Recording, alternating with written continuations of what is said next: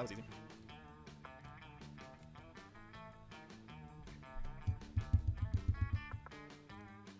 Testing, testing. 1, 2, 3. Can you all hear me all right? Things going all right out there tonight? Anyway, greetings one and all. Welcome back to Shade Streams. Now, last time, we just did one run of Monster Prom, and that, well, that ended with, like, all the sound going kaput. I think we found out what happened last time. If anything happens, again this time, just, let me know, and I'll see if I can fix it. I hope you're all doing well. I've decided with, like, all the streams now, I'm going to include some links to donations to various charities. If anyone wants to, donate to them. It's not like I get a lot, I don't usually get a lot of viewers on these streams, but I feel like it would be something nice to include if, anybody wants to. Actually, hold on, just scan my screen. It says, oh! Wait a minute. Hold on a second. I have some people not... Hang on a sec. Hang on.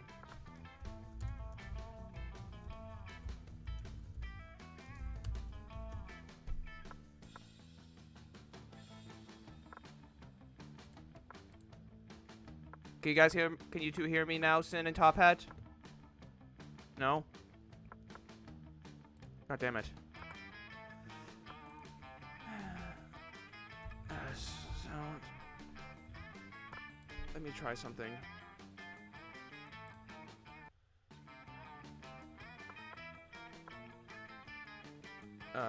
Damn it. What's going on here?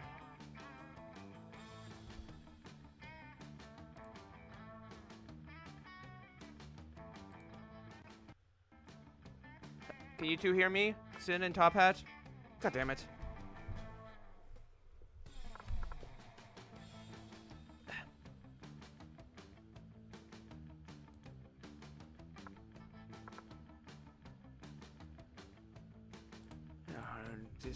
I'm sorry, guys. Discord, let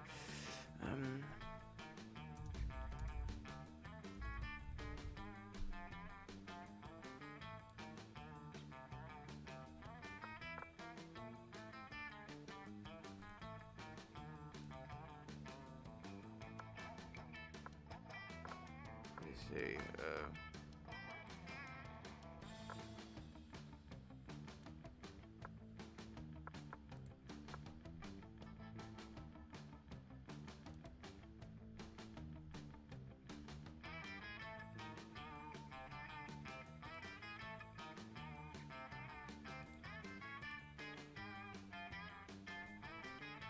testing.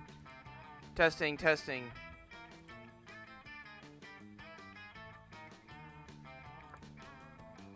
Yeah, yeah, I'm sorry. Give me a sec, guys, before we start. I'm trying to figure out, like, I have some people in, like, this voice chat. It's not working. God damn it. I thought I fixed this.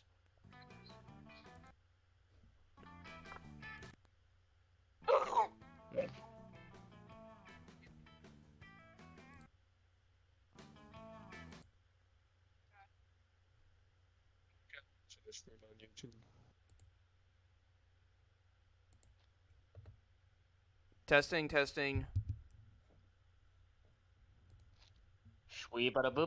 Oh, I can hear you guys now. Excellent. Excellent. Can you hear us? Oh. Yes, finally. Yeah, sorry about that, guys. Jeez, Lou. Ah, good. Connection is successful. Yeah, good. Why was it you? Hey, Tophat. It's been a while since we've seen you around here. Yeah, I know. I've not been around. That's fine. But you're Anything's a around bit- now, and that's happiness. All right. Indeed.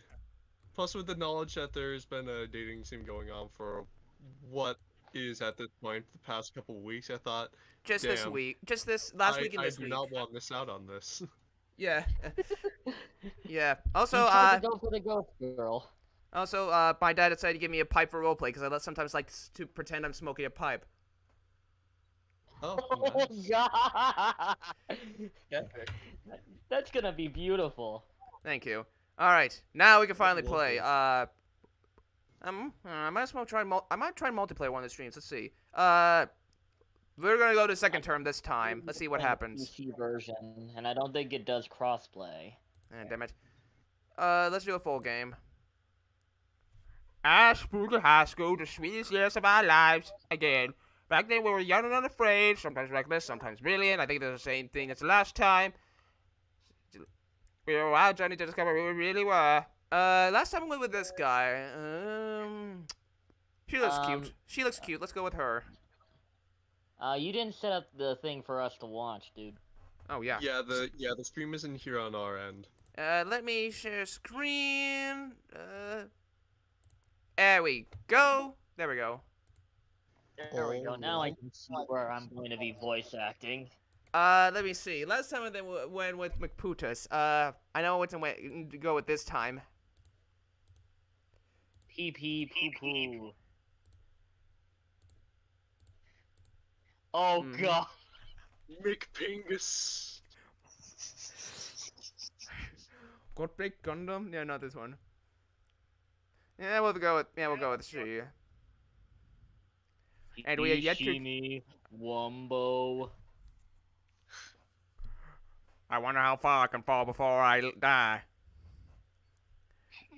And we yet to experience the ultimate challenge, the Monster Prom.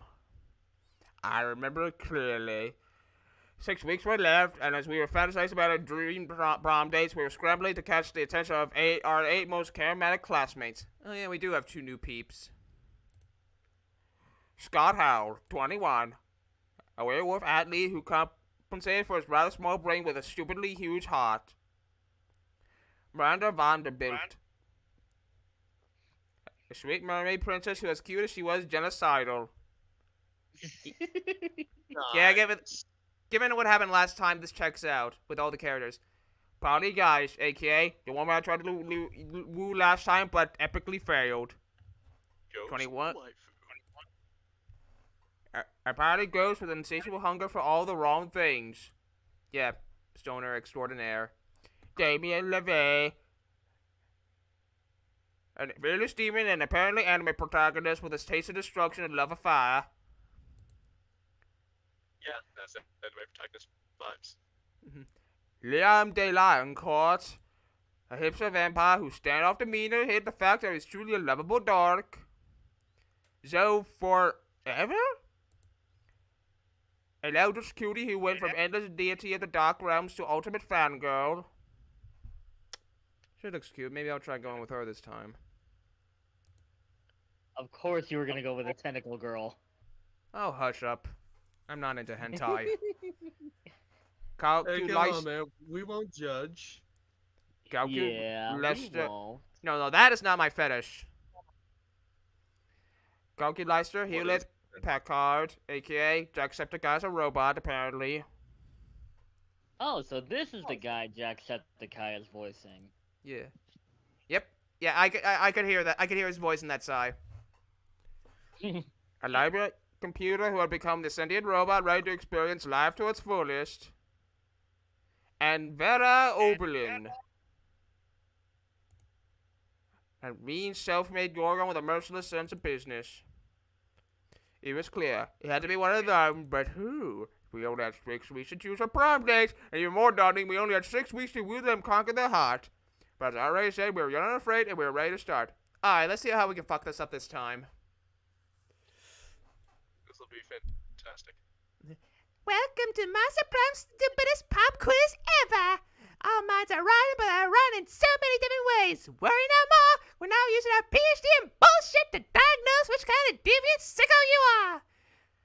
Master Prom's stupidest pop quiz ever, TM, will throw you a bunch of absurd questions at you and turn your answers into your character stats. This way, each of you will start by having stats that better reflect your true selves. Let's start! Alright, let's see what we get this time. Last time went kind of horny. What is your soul emoji? The emoji that speaks to the truth in your soul. Snowman, because that motherfucker is in the middle of a blizzard and he's fucking smiling. He doesn't give a fuck about blizzards. He has a sick-ass hat.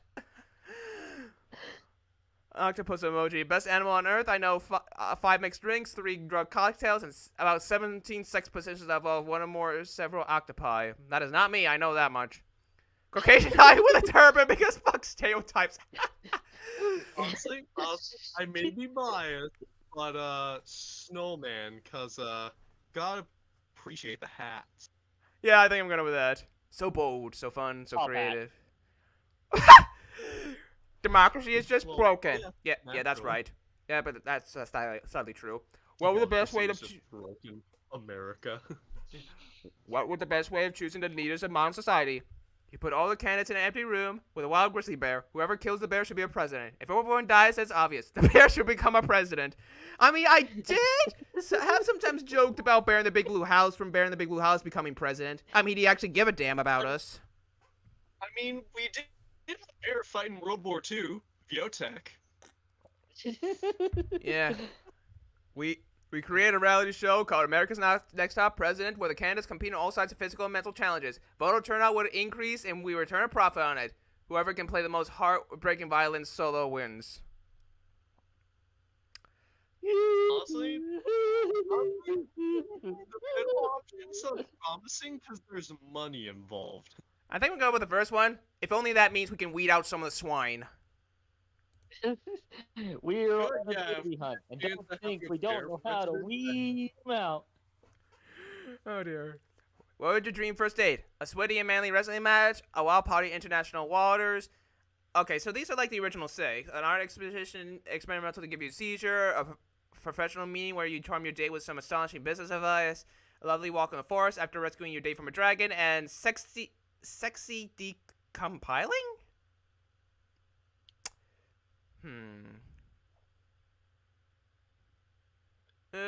Let's go with this. I mean, Oh, now Oh. we're going with the mermaid.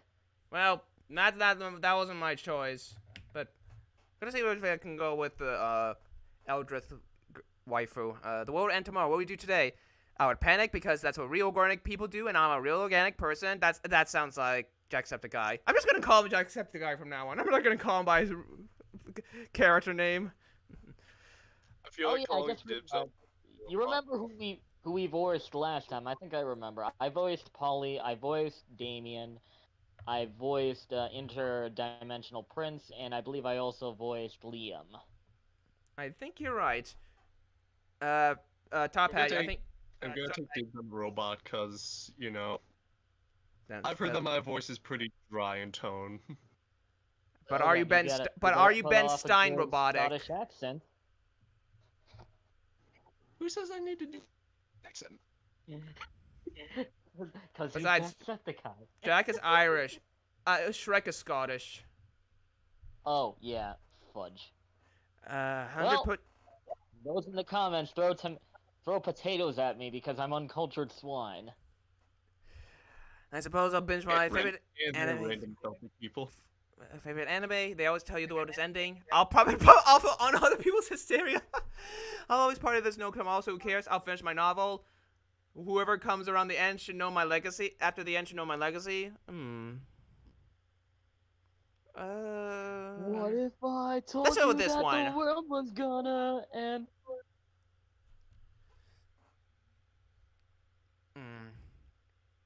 Loading. Oh yeah, and I actually decided to buy the game, and I did a playthrough where I tried to romance Polly. Did you do a better job than I did? Oh, I did a better job. And on the first round, I actually failed though, even though I had the right amount of stats. Oh. Then how did you fail? I don't know. I guess it's random. Let's see. Yeah, I guess that's fair. Let's see. Where would I be able to find Eldritch Hardy? Bathrooms. Let's see. Okay, let's see what we got. We got smarts, boldness at the top, then creativity and money, and then charm and fun is down below.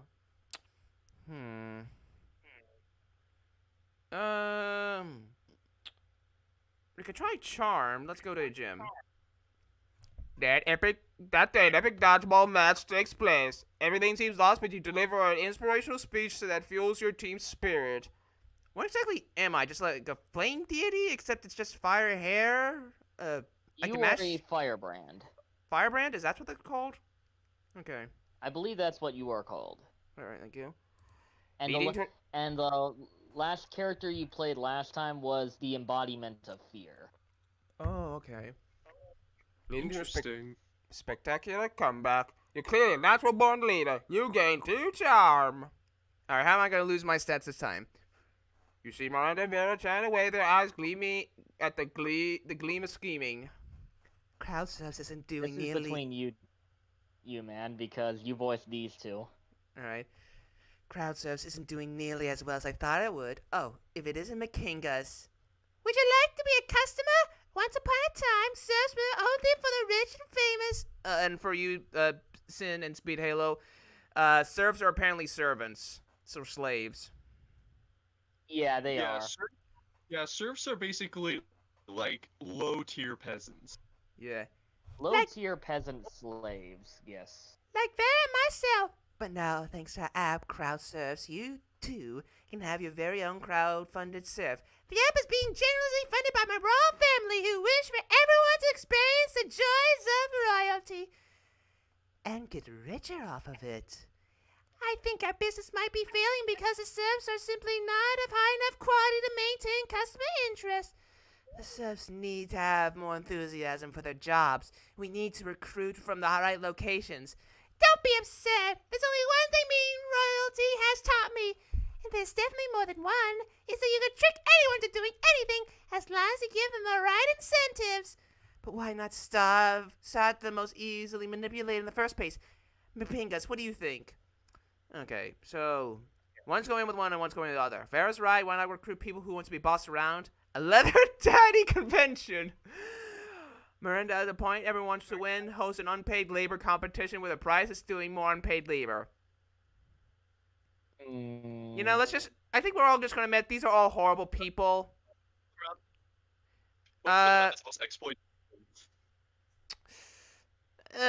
Miranda's a little bit cuter and prettier, so. Ooh, what a delightful idea! It's true that for those who are not born into fame, gaining it or watching others gain it is a favorite pastime.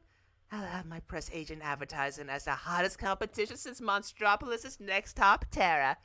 And so, who wants to be an unpaid laborer is born? People compete their hardest at various demeaning tasks, and the winner gets to continue to form them as a serf. There you are, my most loyal subjects. It seems everyone is caught up in surf mania. Several new spin-offs have been ordered already? Including unpaid labor with the stars and the real serfs of Monstropolis. Magazine covers are now featuring the 100 hottest serfs with a wing list the size of Miranda's ego. Less a Kraken calling the octopus tentacle, but whatever. Our business is making me even richer and more notable than I was before. It's all thanks to you. You may be a peasant, McPingas, but in my eyes, you're a slightly less filthy peasant. Gee, thank you. Thank you for that. Thank you. Gotta love your clean peasants. You never thought you'd hear Miranda say such kind things. She must really like you. Miranda and Vera give you a cut of their success, earning you 2 money with the 1 charm. Noon? More Okay. money. Here we go. Jacksepticeye guys enjoying a nice quiet lunchtime charge when Zoe interrupts his reverie with a question. Hey, Calculester. I'm making a quiz so students can figure out which spooky high vending machine they are. Your friend ends with the vending machines, right? I am friends with every person, friend Zoe. But, like, are the vending machines people that you're friends with? That is a rather insulting question. Yes, vending machines are people, and yes, I am friends with them. Oh, so vending machines have feelings. I can't tell if your eyes are just really tired or they're just voids. Of course they have feelings. Which feelings?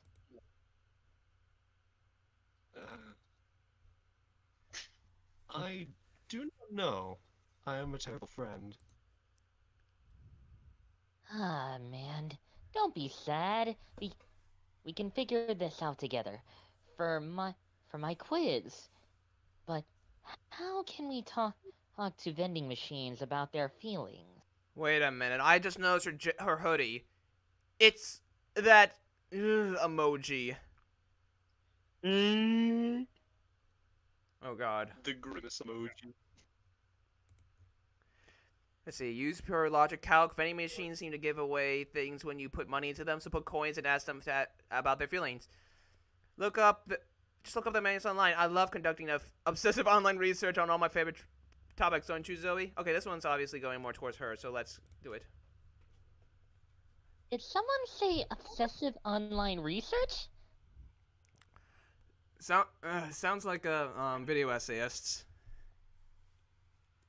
Yes, it was McPingus.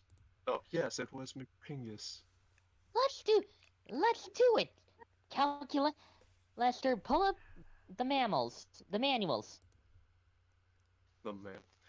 acquired opening section 23D. Discerning your vending machine's mood. It says here that there is an analog switch on the back of each vending machine that sets its emotional state. Let's go look. Huh. It looks like they're all set to crushing despair. Why are they set to crushing despair? That seems to be the factory default. Oh dear. Should we change it? Best not to tamper with factory defaults. Okay. Hey, McPingus, as long as we're doing exhaustive online research, want to go down an online encyclopedia hole with me? There's not a hole you wouldn't go with, Zoe. You start at vending machine emotional states and end up at dark ritual specifically loading cabbage.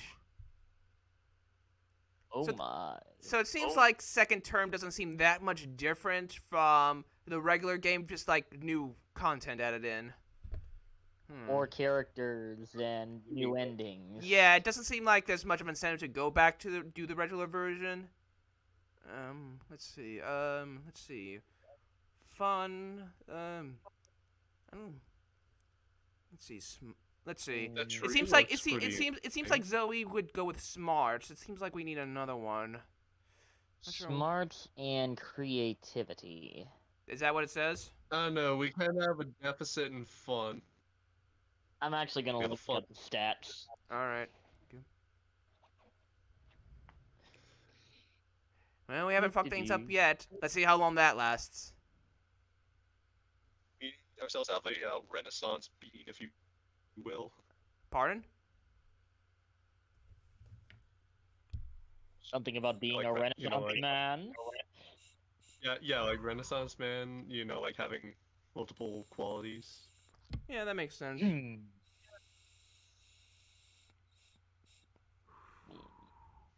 I'd say bump up some fun stats.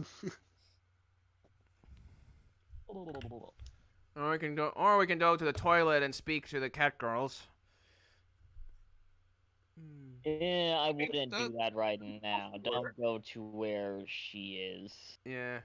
I remember last time we bought a corpse and that ended horribly. That's because, fun fact, there are 4 possible endings to everything that you do, depending on if your stats are in the right place. I see. You just got the bad check for what you did. Oh, I see. So, Yeah, thanks. Yeah, everything correlates to every choice correlates to the stats, and it's basically if your stat is higher than this stat, go with it. All right. All right. For Yeah, I'm gonna go with what Top Hat said. I'm gonna try to give Sun. That day during recess, you start a half-hour rave that goes full crazy. You have no idea how it escalates so much, but at one point there are like 300 people. Someone summons demons from a nightmare dimension. The consequences might distort fabric of reality itself, but who cares? It's a red party. You gain 2 fun. You enjoy the sound of no ear-splitting streaks filling the air when suddenly an ear-splitting streak fills the air. Zoe, what is this abominable nonsense? How dare you think such filth, much less write it, much less put it on the internet! Miranda, I honestly have no idea what you're so upset about. I'm simply expressing myself through the noble art of fanfiction. Out of the abomination of suspenders. Oh damn. Didn't think I'd see the day.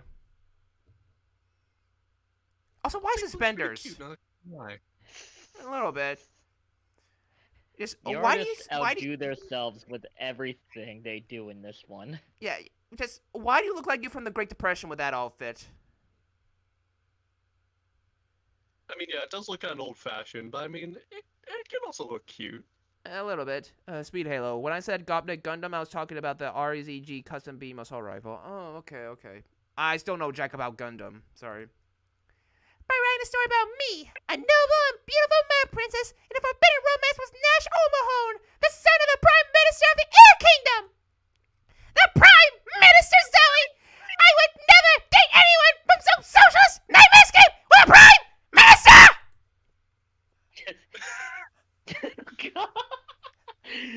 Damn. But this has nothing to do with you. It's not set at Spooky High, it's set at Creepy High. And the mer princess is named Marmanda Vanderbunt. That sounds nothing like Miranda Vanderbilt.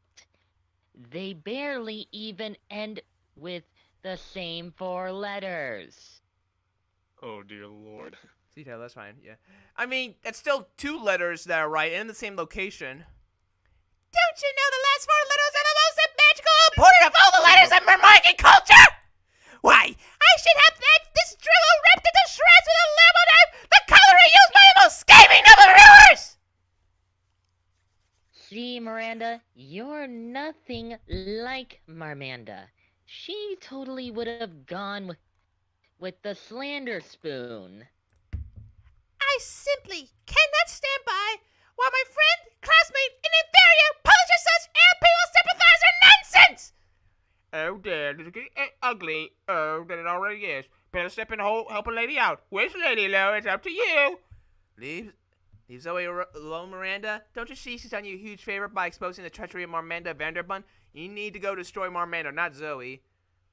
I think, okay, it's probably Zoe, because Zoe would have the E at the end. Miranda's right, Zoe. A better writer would need to put in something as disgusting as to air people into fan fiction. It's such a cheap trick for shock value like self-cast or M-Preg.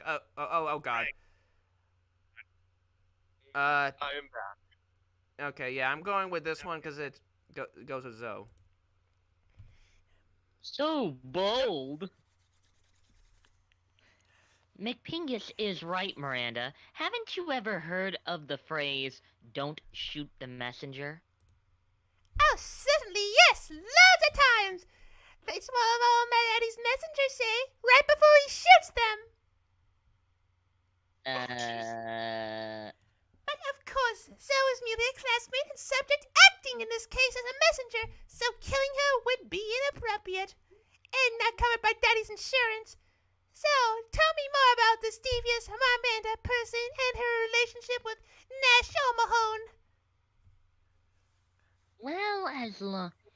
Well, as you can imagine, their love is inherently tragic and beautiful since they come from the Mer and Air kingdoms, respectively. I describe it as typical star-crossed lover story with a large portion of hurt/comfort tropes, since it is set during the Mer-Air War. Yes. And where might I find this Marmanda so that I may bring her to justice?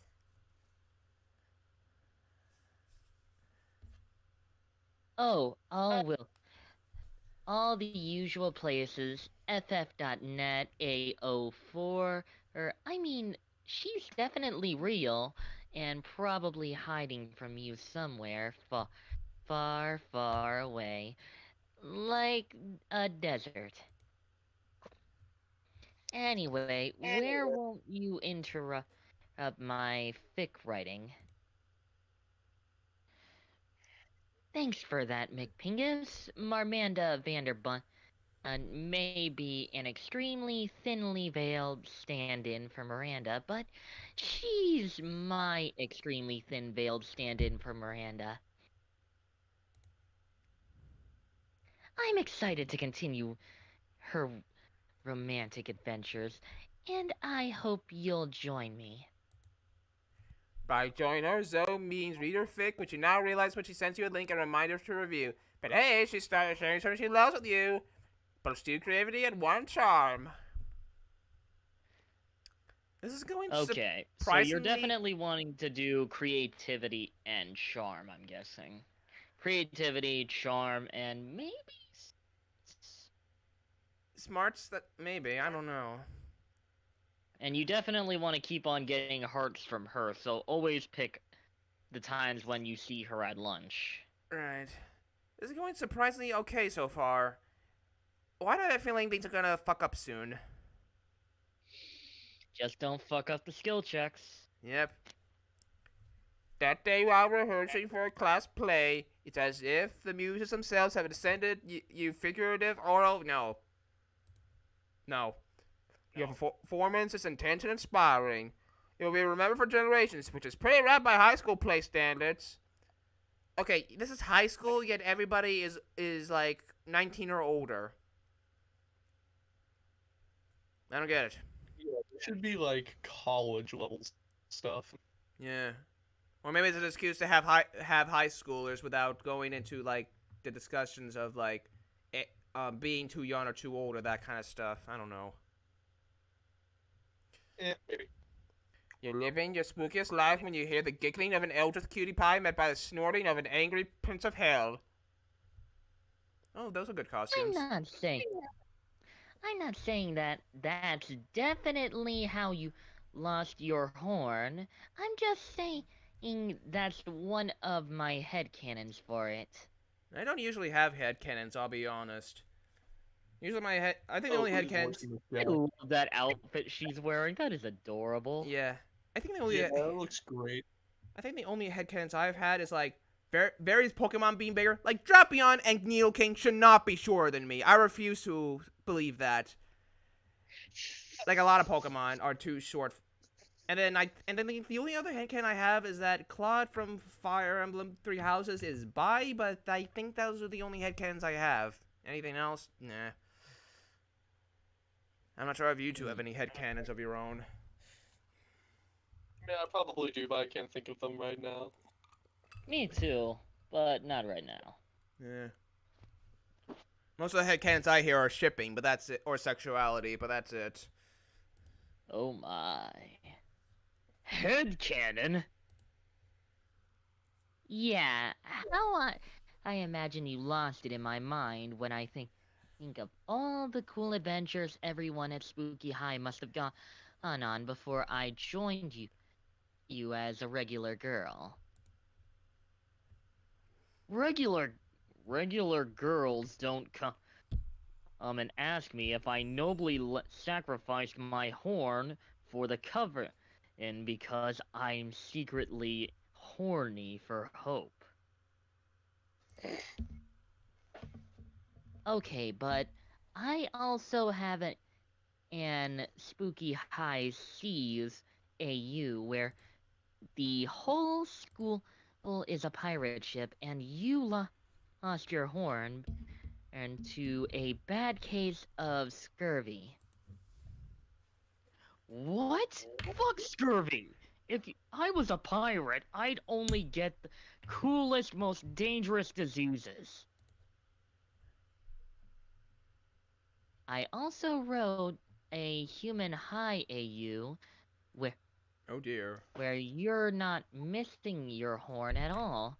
You're missing a wang. Oh dear. Oh goodness. God. No penis. How is a horn? How is a horn or an analog for a wang? Also, don't answer that. Then don't ask it in the first place! Stop. Stop making up cannons about my head. The only cannons I like are the ones with the two ends. I'll happily stop making up hand cannons if you tell me the real story. I don't like any of these options. You could just tell Zoe that Damien lopped off one of his horns to piss off his dad. You feel like you heard that somewhere. I think someone did bring... Okay, I don't know if they bring it up, but I do remember his two dads being brought up. But friends don't tell friends their other friends' horny secrets, just like it looks like love for lying. And maybe, just maybe, you can use your answer to impress one or the other of your very attractive classmates. As we all know, demon horns are a powerful aphrodisiac. I'm not sure. Aphrodisiac. Okay, thank you. It's not hot. Aphrodisiac. Basically, horniness thingy. Ah, excellent. It's not that hard. Yeah, that explain that also is horny.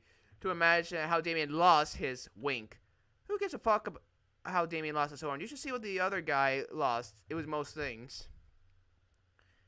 Okay, this one's obviously for Damien. That would probably go with Damien. Yeah, so let's go with the first one. So charming.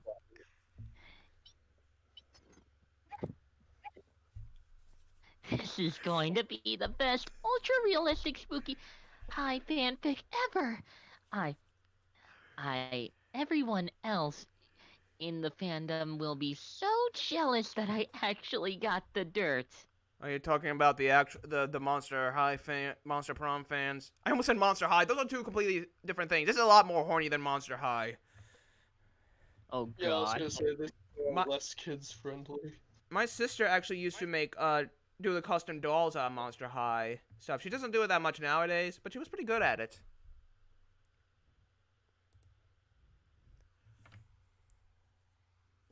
And that dirt is so, well, dirty. Yeah, McFingers is right. Hey, Zoe, but don't cry over spilt horn. I've got a whole nother one right here.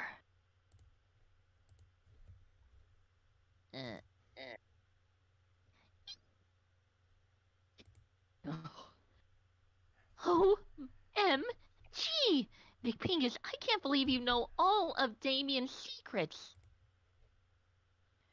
Nobody knows all my secrets. I just sometimes let people share my sexy ones. You know so much about Spooky High and sex and romance and aphrodisiacs. You know, would you help me explore all of it further? As a consultant on my fanfiction. It would be your honor. If there's one way to go to that tentacle weirdo's heart, it's definitely through Spooky High fanfiction. You gain 2 creativity and 1 fun. Nice.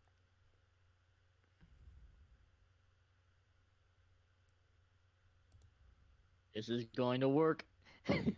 Let's hope.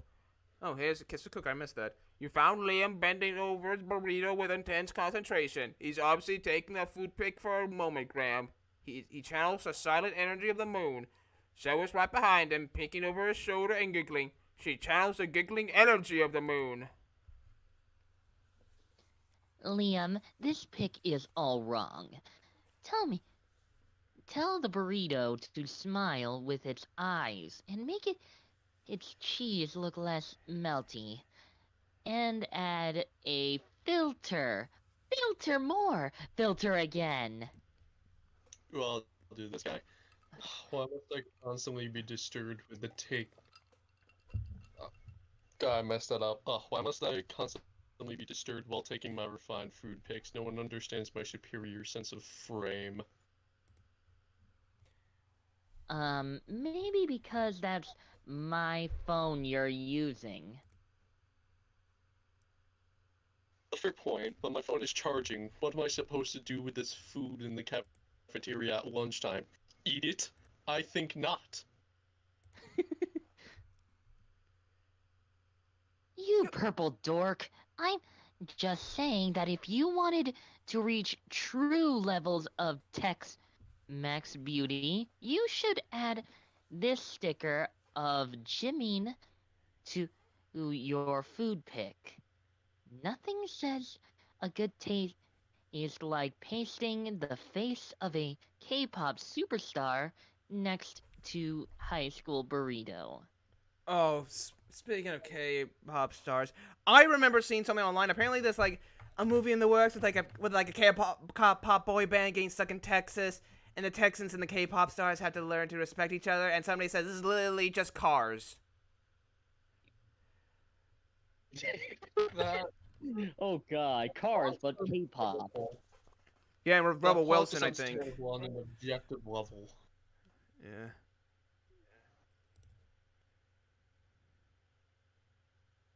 Pure agio. What is that? Let me see. This game is teaching me all sorts of words.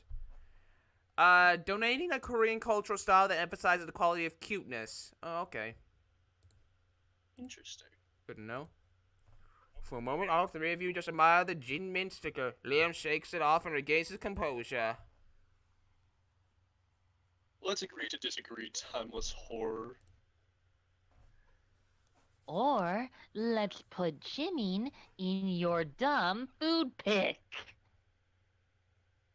Stop it. Quick, fix this burrito mammogram K-pop emergency. What if we use a Jimin sticker where he's contemplating the existential notions of death, meaningless, and the void? Yeah, that's definitely him. True K-pop fans should know that Jimin's favorite food is enchiladas, and his second favorite food is leaving Liam alone.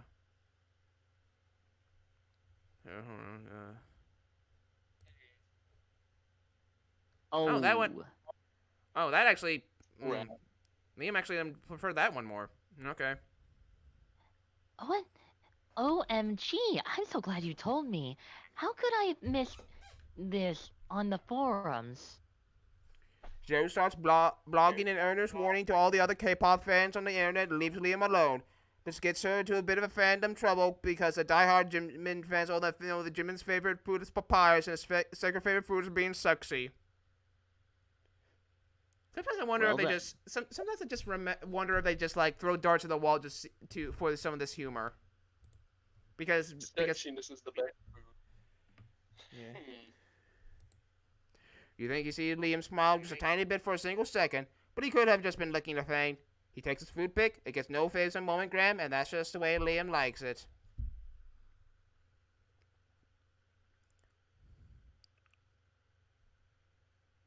Okay, we can use a bit more fun.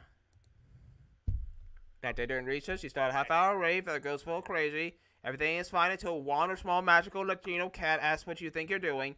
Damn, you didn't remember you suck at dancing. But you decide to go all in and pretend it's a new dance move. Apparently it's called the Groovy Musaka. Juan looks at you and he asks you to teach him the Groovy Musaka. In no time, after parties following your steps, enjoying the Groovy Musaka all together. It's a party to remember. You gain 2 fun and a cool story to tell your grandkids someday. You are going to help Zoe with her math homeworks after, but you notice her surrounded by a crowd of sinister cloaked figures. She seems pissed about it. Guys, stop it.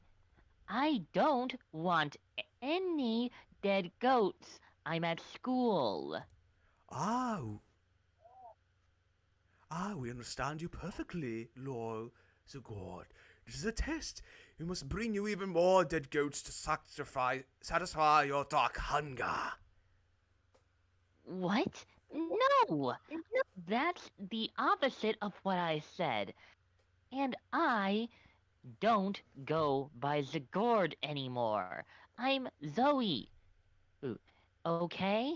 Zoe. can we take a rain check on that study session, McPingus? I can't stand to be around these jerks. Zoe brushes past you on her way out. Dakota stare at you with an unconcealed awe. Well, okay, it's concealed by the terrifying mask, but still. Sigurd, I addressed you by name, and you did not go mad with pleasure. It addressed you almost as if you were an equal, and it passed within inches of your frail mortal frame. And what's more, it mentioned rain. Could this be what I was referring to, the fabled storm of cerebrospinal fluid, which will one day come to quench all sanity? Brothers, sisters, bow before McPingus, for she is clearly the prophet of Sigurd. Please, O prophet, guide our worship, for we have noticed of late that our Lord seems dissatisfied with our sacrifices. The blood of many goats that once pleased Sigurd, and yet now we do not understand what changed. That's pretty obvious. Perhaps your special relationship with our incomprehensible master. Could you suggest a new sort of sacrifice that would please it? Fuck it. You've got nothing better to do. You decide to be a prophet for the day. You tell them what they should really be sacrificing. It's important to learn from your mistakes. Sacrifice another goat, but write "we're sorry" on the side. Sacrifice your own harmful prejudices. I feel like this one would be better. Let's hope I'm right.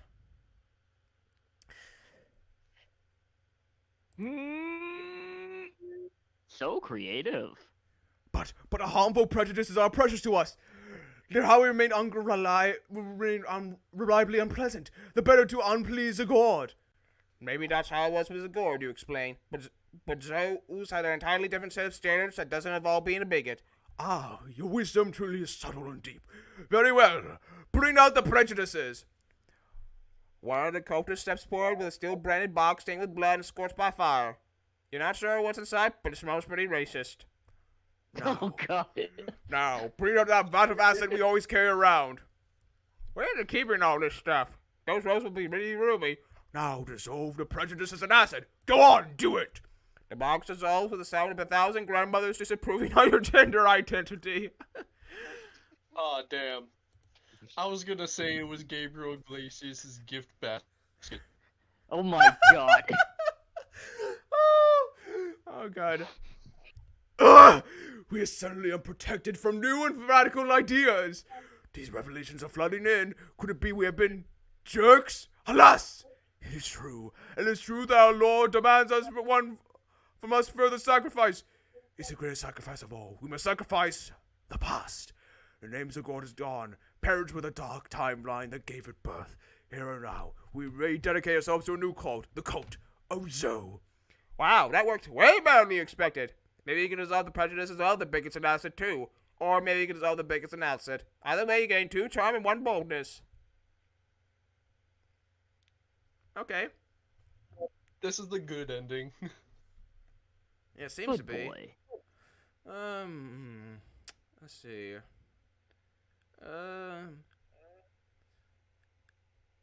Let's do fun again. Another half-hour raid. You're talking to Wanda, small magical Latino cat, when he tells you that he won't be ever as fun as Bob the Scary Clown. You accept the challenge. You go straight to Bob, stab him several times, open his bleeding chest, and eat some of his guts in order to consume his fun. Really? You think that's how it works? Well, it is. You get 2 fun for poor Bob. I think we killed him last time. You eat the fun. So, I was playing FOF. What the? It's a Kappa. It just says neutral. Oh, I think we Should I do him? go ahead. Oh, I was playing FOF. I'm Zoe, and I was playing FOF. Is this supposed to be like World of Warcraft or something? That's my guess. Maybe. I hope that stands for fuck off, faker, because that's what you are. You're a faker. You're a big fat phony. It's kind of like turned into. What? How do you figure, Leonard? I was just trying to tell McPingus how much fun I was having. Being a fake gamer girl, because if you were a real gamer girl, you wouldn't need to talk about how fun games are. You would just be playing them. I mean, at least you're not Queen, who only does mobile games. Ooh. Yeah, for anyone who played Deltarune Chapter 2. Actually, I play Fate Grand Order. I can't help it. I'm an Iron Order enjoyer. I think I used to play gacha called Brave Frontier, but I think it got discontinued recently. It got discontinued. It came back with a different one, and it didn't look as good. Yeah. I still remember when the character somehow got, like, in between arcs, she just gained a belly window. And then it disappeared. But seriously, why would you suddenly... I don't know. Even the demeanors changed. Like, even the looks of the poses seemed a lot more... soft and sexual. And that did not fit the character. Yeah, and also, the same people who made Brave Frontier also made a turn-based strategy RPG called Phantom of the Kill, in which they discontinued that, unfortunately. Anyways, get yourself a real girlfriend. Not a fake one. Oh wait, that's what we're doing here right now.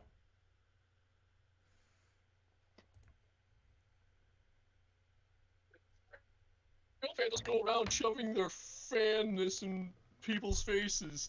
That's just what girls do because they're just doing it for attention. Yeah, and you're probably Okay, a virgin. this guy's an inst. The virgin Leonard versus the Chad something. I don't know. I guess it'd be that werewolf. Yeah, just trying to make him sound as obnoxious as possible. Yeah, that works. Leonard, literally all you do is try to prove that you're a real fan.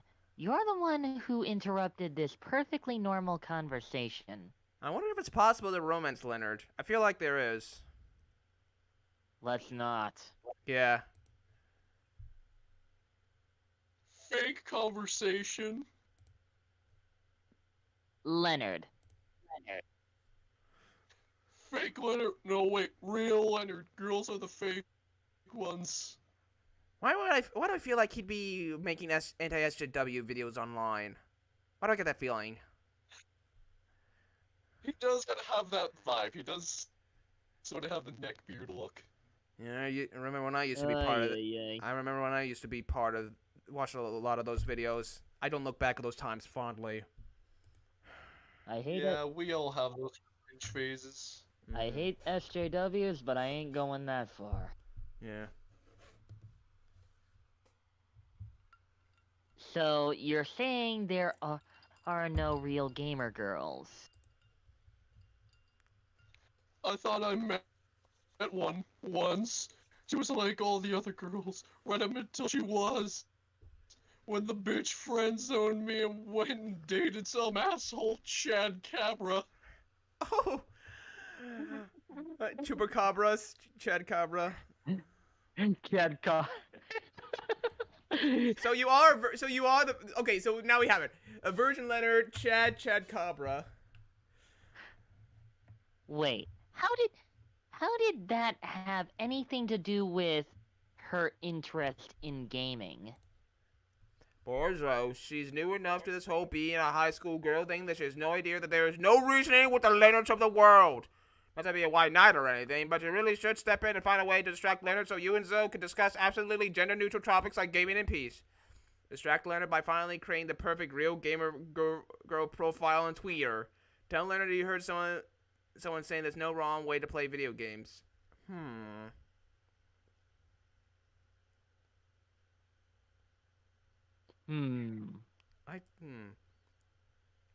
I think the top one will require creativity, which is your highest stat at the moment. Well, let's go with that. You pull out your phone and... was right. Thank you. You pull out your phone and quickly create a Twitter profile for the first ever legitimate gamer girl. And that, Zoe, is why you're a stupid faker attention whore. Oh, wait, someone just followed me on Twitter, and I must vet them immediately. Real Gamer Girl 42069. Oh Oh, god. sure, you're a real gamer girl. I'll be the judge of that. I'm a real gamer girl, not like all those other fake gamer girls. Most girls only play games for male attention. Well, that's true.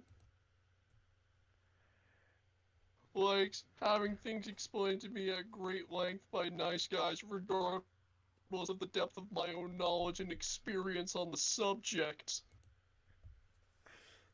Finally, someone who appreciates a true gentleman. Oh, fuck off. Oh yeah. I think he is made to be one of those aunties. Milady. I'm glad I made him sound completely obnoxious.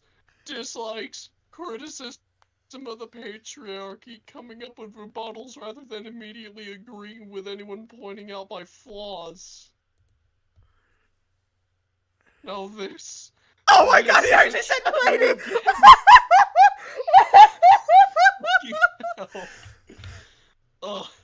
Excuse me, m'lady, but I must go to explain her own beliefs back to her. She says she's into that sort of thing. Yes, Miss Hello's right. He's an incel. I can't believe we predicted some of that stuff. Dear God. This is fucking perfect. Yes, This is literally the epitome of 2010's anti-SJW culture. Yeah. Thank you, Leonard, but also fuck you. Wow. Yeah, wow indeed. Anyway, I was playing FOF the other day. So you get to finish your story interrupted, and you get to learn about passions and interests. What a delightful way to gain two charm and one fun. Okay, definitely go for creativity now. Well, you're at lunch now. There she is. It's not like Zoe and Miranda aren't always the perkiest of gals, but they seem extra perky as they skitter around writing things down in notebooks. Doubtless you are admiring a great work, McPingas. You see, we are now food critics. Zoe has hired me for a magazine, totally a real food magazine. It's an honor to have you on board, Your Highness. Zoe holds a bunch of punctured paper stapled together with doodles and crayon that seem to be Eldritch runes, with some sparkly scritch and snap stickers stuck on top. If you are quiet and subservient, you may watch us as our guests to be the best food critics ever. I was a little hesitant about founding this very legitimate magazine, since I'm new to eating things other than minds and souls. And I usually have my eating serves eat for me. But then Zoe and I realized that we were the absolute best food critics according to our test audience. Which was a compromise of Miranda's food serves. Now, watch us create culinary criticism magic. First up, macaroni and cheese. Why, Miranda, why does your outfit seem like a cross between a sailor and a Sailor Moon? Yeah, I'm going with that. She's supposed to be the perfect pretty girl. I suppose. This food item consists of both macaroni and cheese, and therefore deserves 5 stars for this accurate description. Next course, couscous with vegetables. Oh, I haven't heard couscous in a long time. I've never tried it, and the pieces seem way too small to even register in my many mouths.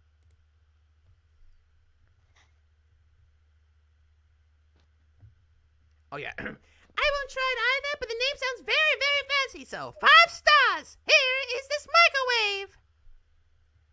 Ah, yes. It's very shiny and very cubic shaped, which are both good qualities for a food. 5 stars. Oh God. Here's some French fries. They don't seem to be particularly French. But they don't seem particularly un-French either. Oh dear. How will we ever determine their Frenchosity? Easy. That's your specialty. But I'm Italian and German. You two, are I'm you French. French? Actually, if I could present a fun fact about French fries, they actually originated in Belgium. Yeah, I think I And heard they're not from. Yeah, I French. believe why they were called French is because American soldiers were deployed in Belgium during World War One, and they wound up having them, and since French was a fairly dominant language in Belgium, they kind of just went with naming them French fries. Interesting. Let's see. Hmm. Zoe, you should give the French fries a French kiss worthy of the most epic of French fiction to check how good they are at French kissing and therefore calculate the Frenchosity. Miranda, obviously you're the most qualified to determine this. The only way to establish Frenchosity is to actually go to France. Just send an eating surf over to check it out. First one since I'm trying to date Zoe. How did you know about my French-themed spooky high AU les Monstrables? How many AUs do you have of this place? You No, that's that's truly are my #1 fan, aren't you, McPingus? Oh, what did you say, Top Hat? I said that was a fairly good accent, not gonna lie. Technically, I am French. Oh, Oui, nice. Ho, ho, ho, ho. Oh, ho, ho, ho, ho. You suck. If by #1 fan, she means trying to get our tentacles on prom night, then sure. Oh god. Oh god, I guess I am into hentai now. I mean, kind of wants the attention, but being upfront about it. Jeez, hello. If That you is can not- make a tentacle girl very cute, then Yeah, that's you turn on anything. I mean, just look at that sultry grin on her. Yeah, not my kink. If you find them to be sufficiently good kissers, my eldest compatriot, I will join you in this endeavor. It'll be a good practice for me when my prince comes along, provided I am not in the enchanted slumber at this time. I really feel like people shouldn't be kissing people in any kind of slumber, but that's a separate issue, so I'm just going to make out with a fried potato now. Ow. She does. Yes, I found that kiss to be both French and fried. 5 stars. 5 stars, and McPingus, maybe you and I can work on other kissing adventures sometime. Heck yeah. I feel like for this game, they would have said hell yeah, but whatever. And you do. It's called giving butterfly kisses to honey roasted butterflies to determine their butterfly factor. Okay? Oh my. 5 Alright. stars.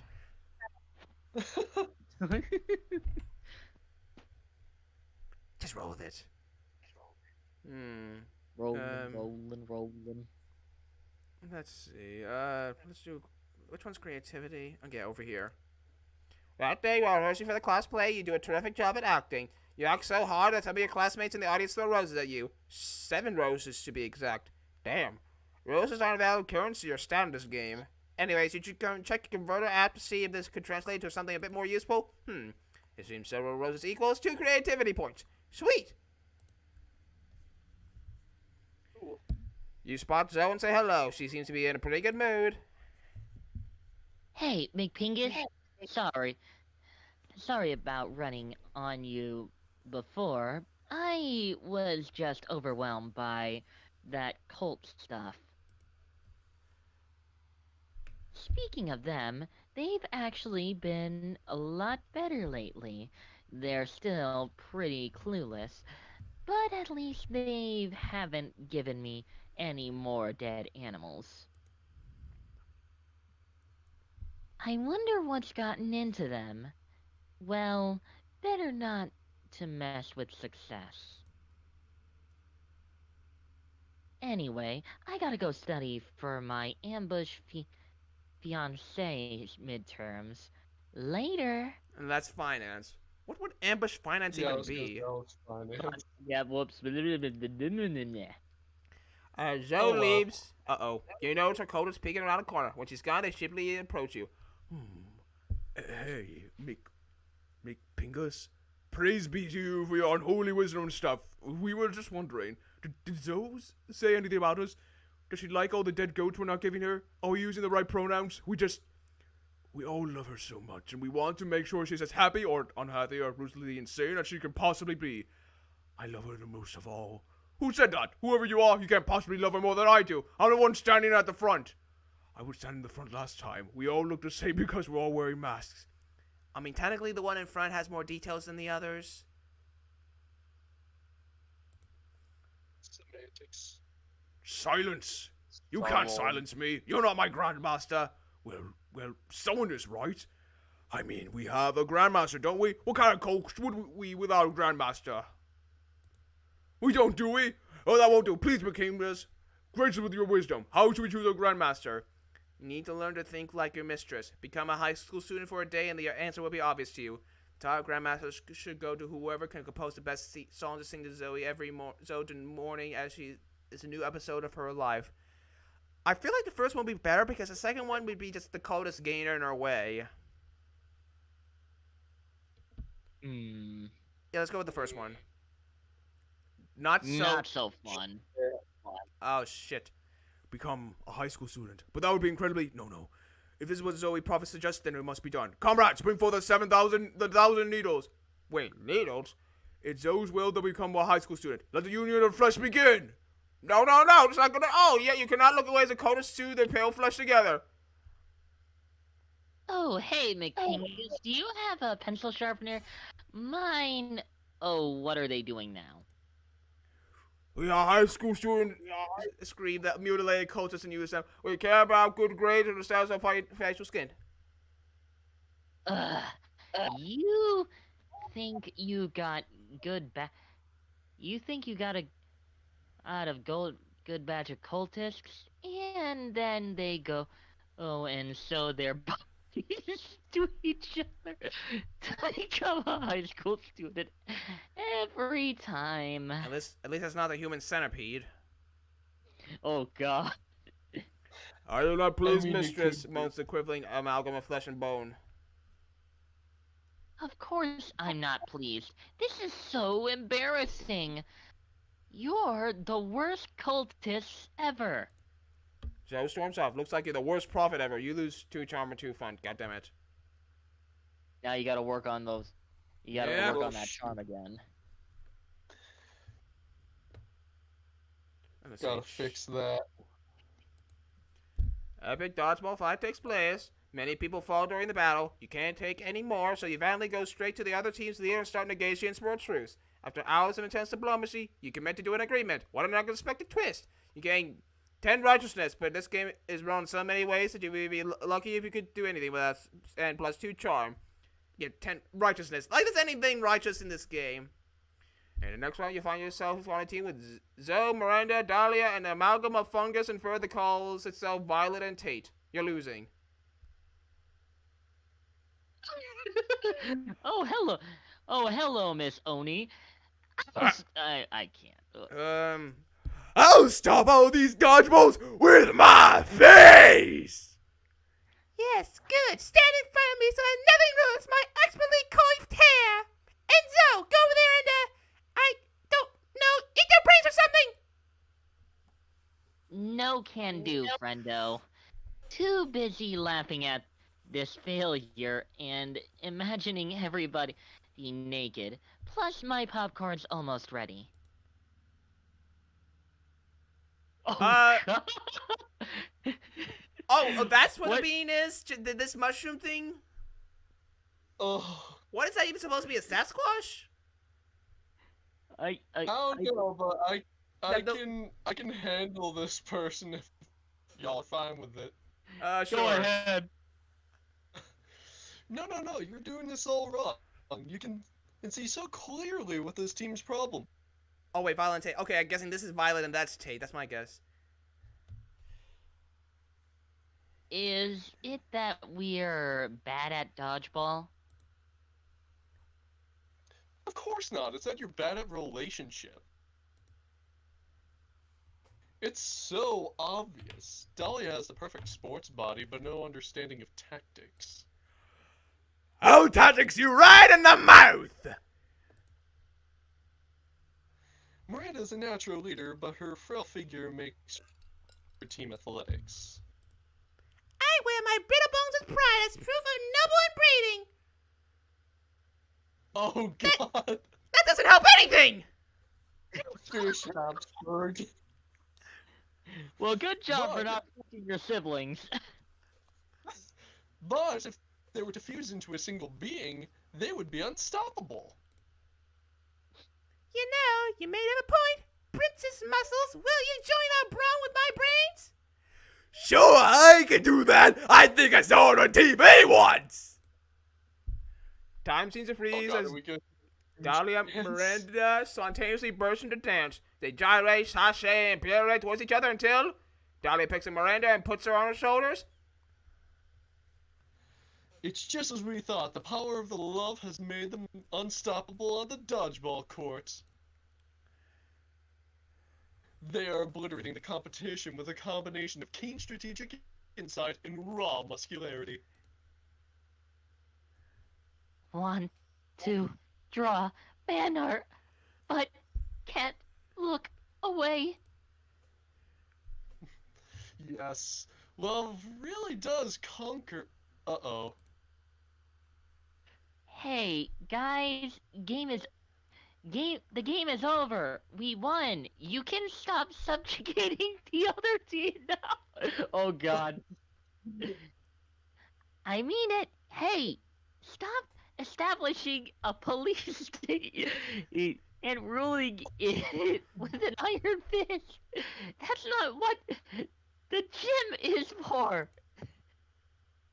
Oh jeez. They've gone mad with power. If we don't do something to separate them, we're doomed. Hell yeah, you're great at fucking shit up. You hatched a devious plan. You know what they say, three's a crowd. Invite a third wheel to come ruin their fusion. Remind Miranda that she really wants to follow Violet and Tate's advice. She should make them sure to feed on the host brain. Let's see. Probably the top one. Maybe? So, Kriv, too many cooks Oh, spoil shit. the broth, and you've just got a guy to shit on everybody's soup. You send a quick text and... Oh, no, not you! What's Get up, out of bro? We making a monster centipede in here or what? Oh god, who summoned Leonard? I'm out. Oh, that didn't do well for her. Well, Shit. I'm in. Wait. Miranda Dahlia stops her rampage momentarily, disturbed by this new development. Into what? A three-way fusion, duh. I was thinking Miranda could be the front and Dahlia can be the rear, and I'll take the middle position. Best of both worlds, baby. Excuse me? The front of what? The centipede, you stupid boy. Oh god. Oh. Oh no. Yeah, the incel's back. The way it works is you eat all the food and then Oh, God, are you planning to eat the feces? Oh god. What? You expect me to eat? Dahlia, put me down! I must away to the locker rooms to watch this Christ blasphemy from my ears! Yeah, I think I need a lounge shower too. Maybe a fusion wasn't such a hard idea after all. Indeed, I'm all for force majeure and the tyranny of the strong, but none of it forces me to consume calories manually! Thank you, McPinga to follow Miranda and Dahlia to the showers, but Dahlia is still plenty good at punching all her own. Everyone's so grateful for you stepping the rampage that no one thinks to ask you why you have Leonard's number. Phew! You gained 2 charm and 1 boldness. God help me. Don't worry, Lincel's gone.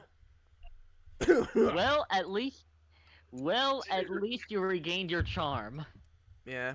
Yep, let's go over here. In totally normal way, Liam happens to sit down at the same lunch table as the Coven. Suddenly, you hear a loud gasp from across the cafeteria. Every single one of Zoe's mouths is hanging open. You pull up a chair right as Zoe rushes over. Whoa, is that what I think it is? Liam and the Coven sitting together. Do I smell a fifth season revival? That's a nice coat you got there, Liam. Also, hi there, Mystic.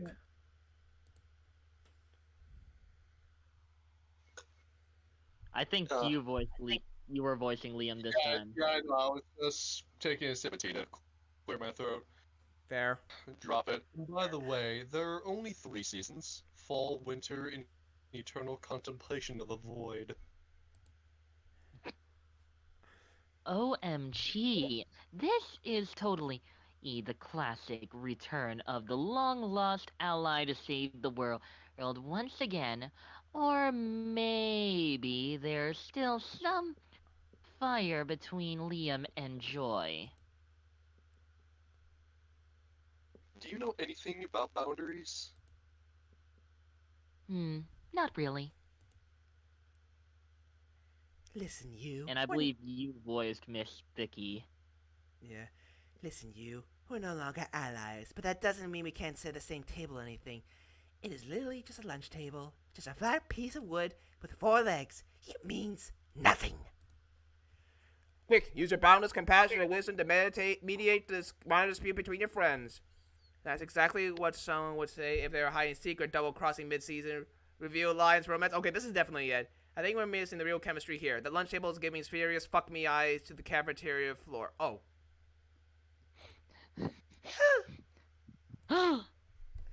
Did you just say the word gasp, like, out loud? Instead of just gasping?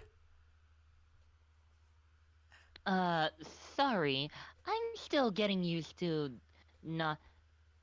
non-endless despair deities emotion sounds. Like psh, and and especially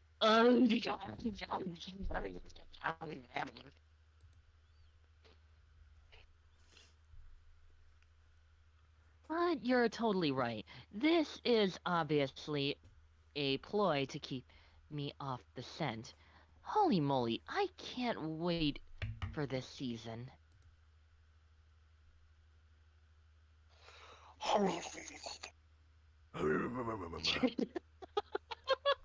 Zoe looks overjoyed. You better start practicing your own emotion sounds. Yay, pizzazz, and smooch.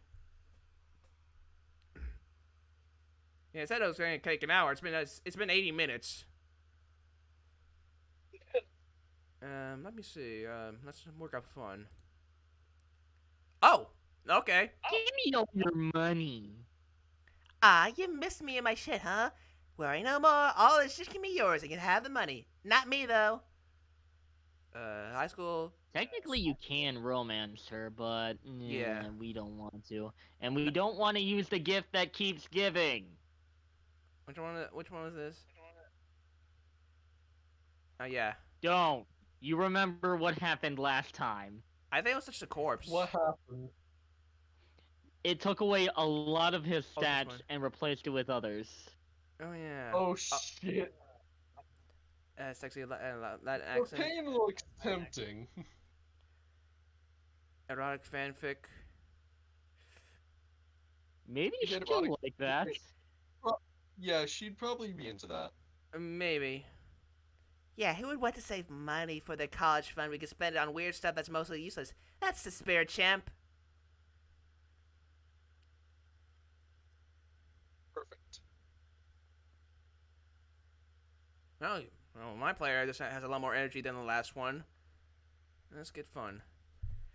Another half-hour rave. At one point, one of the small magical Latino cat slips on a banana peel. You start to laugh at him. He asks you to stop, but you don't. You laugh so hard at him that you steal 2 fun from him. Hooray! You're wandering down the hallway, reading Dragon Heat as discreetly as you can, which immediately isn't very, because Polly and Vera clock us immediately. Oh, okay, we got these 2. Are you actually reading erotic fan fiction about dragons? Because we love Dragon Heat. I'm all about 19th century Russian literature, but a ghost girl can't say no to some erotic fanfic, am I right? I've literally been working on my Morgana von Brestrich cosplay all week. Hello, Pug. Right now we're dishing an L Truth Abomination Girl, and, you missed Incel Kappa. It was glorious.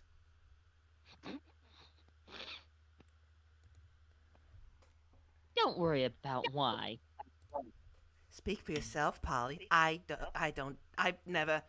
Oh, okay, fine, I may read Dragon Heat, but don't go around just telling people. Shh, we're clearly safe with her. A fellow Dracophile can always be trusted. Wouldn't we be a scaly, though? Yeah, I was just about to say. Are you sure? I mean, Semantics. anyone into Dragon Heat must have a wicked mind. 297 chapters and counting, and it still manages to amaze me with all new levels of wrong. Jesus, that's a lot of chapters. Yeah, right? I fucking love it. Are you sure you're not on the drugs this time? Yet, I must admit, I'm a bit vanilla when it comes to fave characters. I think it's chapters, she Fave said. chapters. Yeah, yeah. Mine is the one where Harold McDughart, Horace the Hydra, and Deranged Draco Delacourt have to rest at an inn after the Choking Bay adventure, only to discover that they have just one available bed. There's only one bed. The classic fanfic trick that never fails. Huh. Yes, that one was good. I personally prefer the one where Vanessa unmasks her masked savior after a passionate kiss, only discover it's yourself, and then they totally bang. I'm not a fan of time travel, but sign me up for some goods. No! No! No! I mean, if you're fucking yourself, would it technically be masturbating? Oh my god, you're with my friend Shuchiko on that point. Hey man, Yeah, don't show this to your parents, folks. what about you, McPingus? What's your favorite arc? Nothing to worry about. You'll just be revealing your inner kinks, so that's no pressure. Easy, the Sexcalibur arc where they want to discover the chosen one who controlled the mythical Sexcalibur dildo, and then they have a super orgy so everyone can have their turn with a dildo. What about the exclusive chapter I've written myself?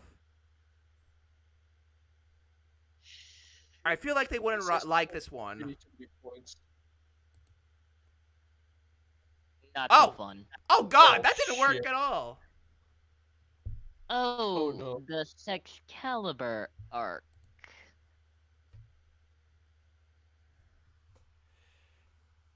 Oh no. I mean, it's a good one, don't get me wrong, but it's kind of controversial, don't you think? The great King Philoto III organized a sexuality trial where everyone tried out the mythical Sexcalibur dildo. It was good fun, but it turned out to be legend was a lie invented by the king who just wanted to have an orgy with everyone. So even if everyone enjoyed it a lot, it spawned a very long and unnecessary conversation on consent. I'm with Vera here. Also, they never depicted any proper orgy preparation. And being the literature buff I am, I can understand the writer didn't want to spend time. I'm there, and the reader should assume it happened. But it's still kind of problematic too. Nothing as good as good old orgy, but not so good if it lacks the correct preparation for health and hygiene. One of the few times you're not on drugs. Dunno, Shit. McGinnis. I'm not sure what I think of the Sexcalibur arc is your favorite in Dragon Heat.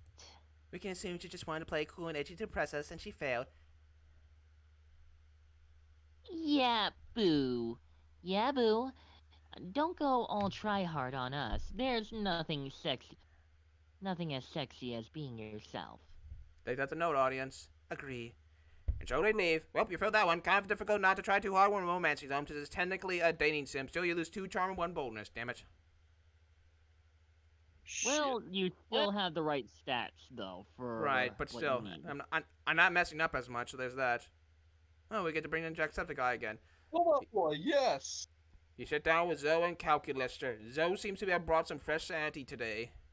That is, if she had a screaming man strapped to the table and is currently siphoning the sanity through his eye sockets. Oh, he's got a Hawaiian shirt. Nice. Friend Zoe, I'm afraid I must take issue with your current practice. What? Eating? Eating in a manner which causes a human to repeatedly scream, "Kill me!" while voiding his bowels and bladder. It does not seem nice. Look, I was born this way, okay? Well, so much born as ripped from the fabric of reality itself and animated with equal parts raw malice and the concept of despair. But still, don't judge me. I do not possess the necessary firmware to judge you, Zoe. I do, however, wish that you would find another way to To atone sustenance? You can't stand to see these two at odds. Maybe you convince Zoe to change her ways, or convince Calculaster that they don't need changing. So why don't you eat this vegan brownie you brought instead? It's probably way better tasty than the guy's sanity. Oh, come on, Calculaster. Sanity isn't even one of the 5 worst things Zoe could be devouring from this dude. I think that would actually help. The bottom one? Probably. Well... Yep. Status skeptical. Please list 5 things worse to devour from this man than his sanity. Oh, that's easy. Deep-seated insecurities is one. Poop is another. The crippling fear of death present in all mortals. Pee, and worst of all, opinions. Are his opinions really that bad? Yeah, I'm not really hearing that much Jacksepticeye quotes lines from this guy. Well, he's a prominent user on Reddit. Yep. Oh, yep, Redditor. Understood. Analysis complete. Sanity is an acceptable food substitute compared to the several things that are worse. Nice. It's like I always say, when life gives you lemons, compare those lemons to the all-consuming void. The void is way worse than a couple of lemons. You know, I remember hearing a good alternative. When life gives you lemons, make apple juice. Then make the world wonder how you even did it. No, when life gives you lemons, don't make lemonade. Take the lemons back. Yeah, that's the best Man, line. I don't want your damn lemons. What am I supposed to do with these? Demand to see life's manager. Make life rule the day it thought it could give Sin Kusanagi. Know who I am? I'm the boy who's gonna burn your house down with the lemons. I'm gonna get my engineers to invent a combustible lemon that'll burn your house down. Cough, cough. You Well, could life gives you lemons. poison gas with the lemons. You can agree more, mostly because you're interested in smooching Zoe, but still.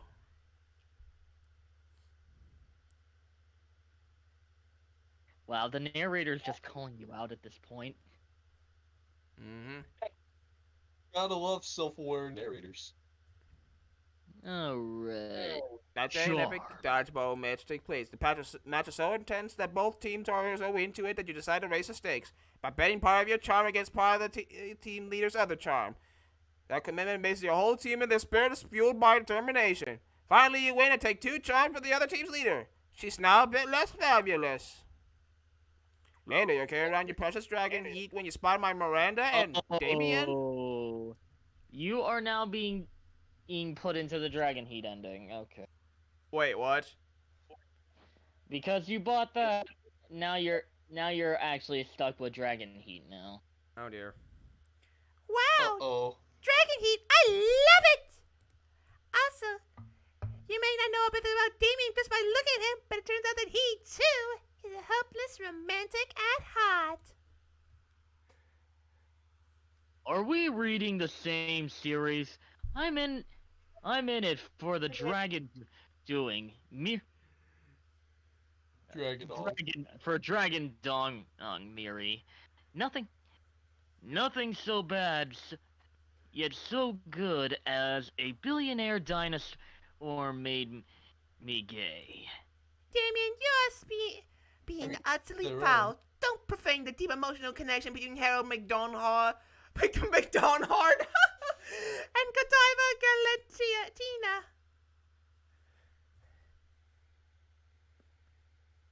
Deep emotional connections? Is that why the latest chapter ends with Harold finally boning Godiva? And then she wakes up to find him gone? The cliffhanger must be either entirely misleading. People don't abuse each other's love and trust that way. I worry about you, Miri. I really, really do. I just simply want to know what happens next in Dragon Heat. Do you think Harold is capable of being so mean-spirited?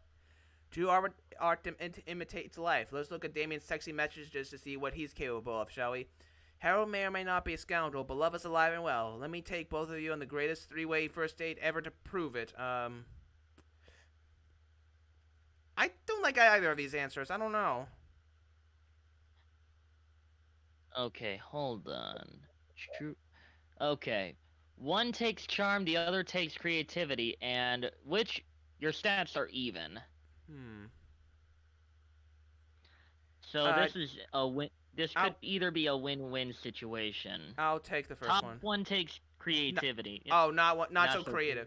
Damn it. Aha! That'll solve everything forthwith. Real-life logic applied to fictional circumstances always clears things up. No way! Damien suddenly sets his phone on fire. Wow! If you went to those links to protect your privacy, that must mean That my privacy is, I don't know, private? that you must have the secret to what happens next in Dragon Heat, and you're protecting it! How are you in possession of such valuable information? You have to share with me! I'm not. Fuck! I just don't want you to look at my phone, Miranda. I want to know what's happening with the McDonald's!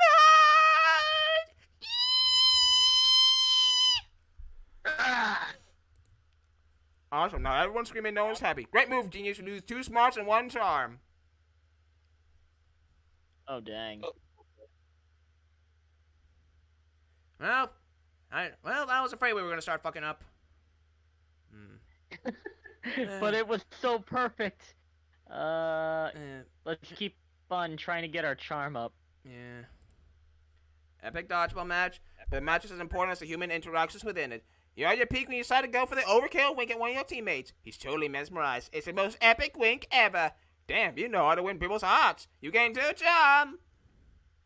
Zoe bounds up to you with even more pep in her tentacled step than usual. Hey, McPingus, aren't you so excited to Okay. Aren't you so excited about the con coming up?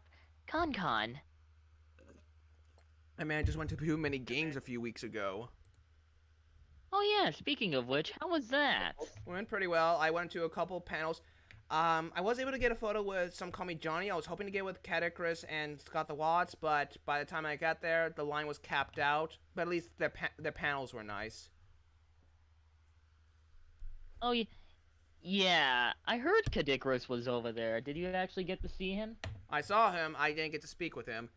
Also, you remember the guy? Do you remember the guy who gave him that George of the Jungle game? Yeah. He was there. Oh wow. And apparently he gave Scott the Watts those games too while he was there. Oh, that's cool. Also, I think I saw YouTube pooper Jimmy Davis there, and I saw the back of Schaefer's Productions head. Is it bald? No, but there might be a bald spot. I don't know. Bald. Anyways.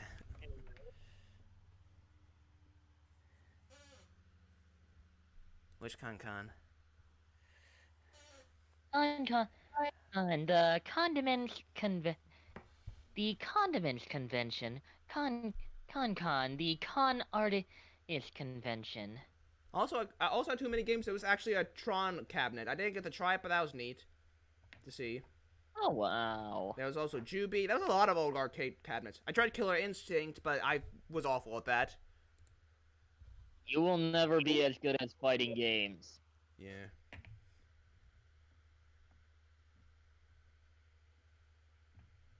Anyways. Nope, it's con. It's con. Convention. For ultimate fans. And I thought, maybe we could be ultimate fans together? Yes? So, I guess what I'm trying to say is... And sorry, this is so too soon to ask this. I mean, it's hard to determine in the relative of appropriateness of brief intervals of time when you've been around in various forms for millennia. But would you want to come do a couple cosplay with me? I mean, if you can, I think good enough pairing. Yeah, you would. You know the most perfect cosplay couple pairing ever. You suggest. Okay, hold on. I think I'm pulling it up now, so thank you. So you don't screw this up. Now we're doing Garfield. I feel like that wouldn't work. One, it requires smarts. The top one requires smarts. The bottom one requires fun. Compare your stats. Fun is 12. You have more fun. Fun is 12. That actually my worked. gosh! That actually worked. Yes. Thank you, Sin. This is basically how skill checks work, my friend. Okay. Oh my gosh. Oh, no, sorry, that was you. Oh my gosh, does that mean that you read it, Pingus? You've read my masterwork? What the hell? Uzumacaroni and cheese, in which Naruto's long-term seduction centers around overriding Garfield's eternal devotion to lasagna with his amazing ninja mac and cheese. His cooking abilities. What the hell? What's your favorite chapter? I love the big tough related plot twist in Toady. Oh god. But I also really like A Bad Case of the Blood Prison Mondays. And of course, the chapter where they finally have penetrative sex is really, really good. So So I see Naruto in this fanfiction is zoophile? Yeah, that's the word. Oh my. Yeah, fuck zoophiles. Yeah. So I guess the only question left really is, who's going to be Garfield and who's going to be Naruto? Oh my. And is it going to be original comic strip Garfield, CGI movie Garfield, or live action Hungarian soap opera Garfield? Hold on, I want to Wait, check this. what? Actual Is thing. that real?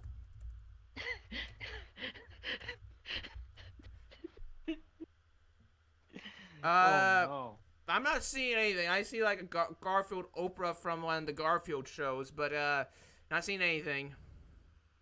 no. Okay. Wait, let me try to find it. Okay. We'll keep going. Do I want to be Naruto? And if so, do I want to be a gender bent Naruto or just to crossplay him? Actually, I guess there are a lot of questions left, but there's only one answer. Zoe and McPingus taking Con as Naruto and Garfield, possibly respectively, possibly not done. Yeah. And making these sick plays just gave you 3 charm because everyone knows how cool content cosplay are. Duh. Oh yeah. No, we actually get the werewolf. I could do Kronk again. You sit down with Scott and Joe as Joe cracks up the Tupperware she brought for lunch. You're not sure what's inside, but it sounds like it's screaming. Whoa, Zoe, what are you eating? Is it pizza? I love pizza. No, Scott. It's not pizza. I'm on a special diet where I'm only eating sanity. Oh, sanity. I bet that's chock full of protein. Not really. It's mostly chock full of horror. It's best fresh, but that's a lot messier. So when I come to school, I pack leftovers in this Tupperware instead. Any luck, Top Hat? Um. Well, I saw something about like an opera, but I don't know about being Hungarian. Let's see. So smart. What does sanity taste like? Well, you know when you are sucking the marrow out of the ethereal bone fragments harvested from the carcass of a rival deity you've slain? I don't think I've eaten a rival deity. Do I have a rival deity? Is it fireworks? I hate fireworks. No. Let's see.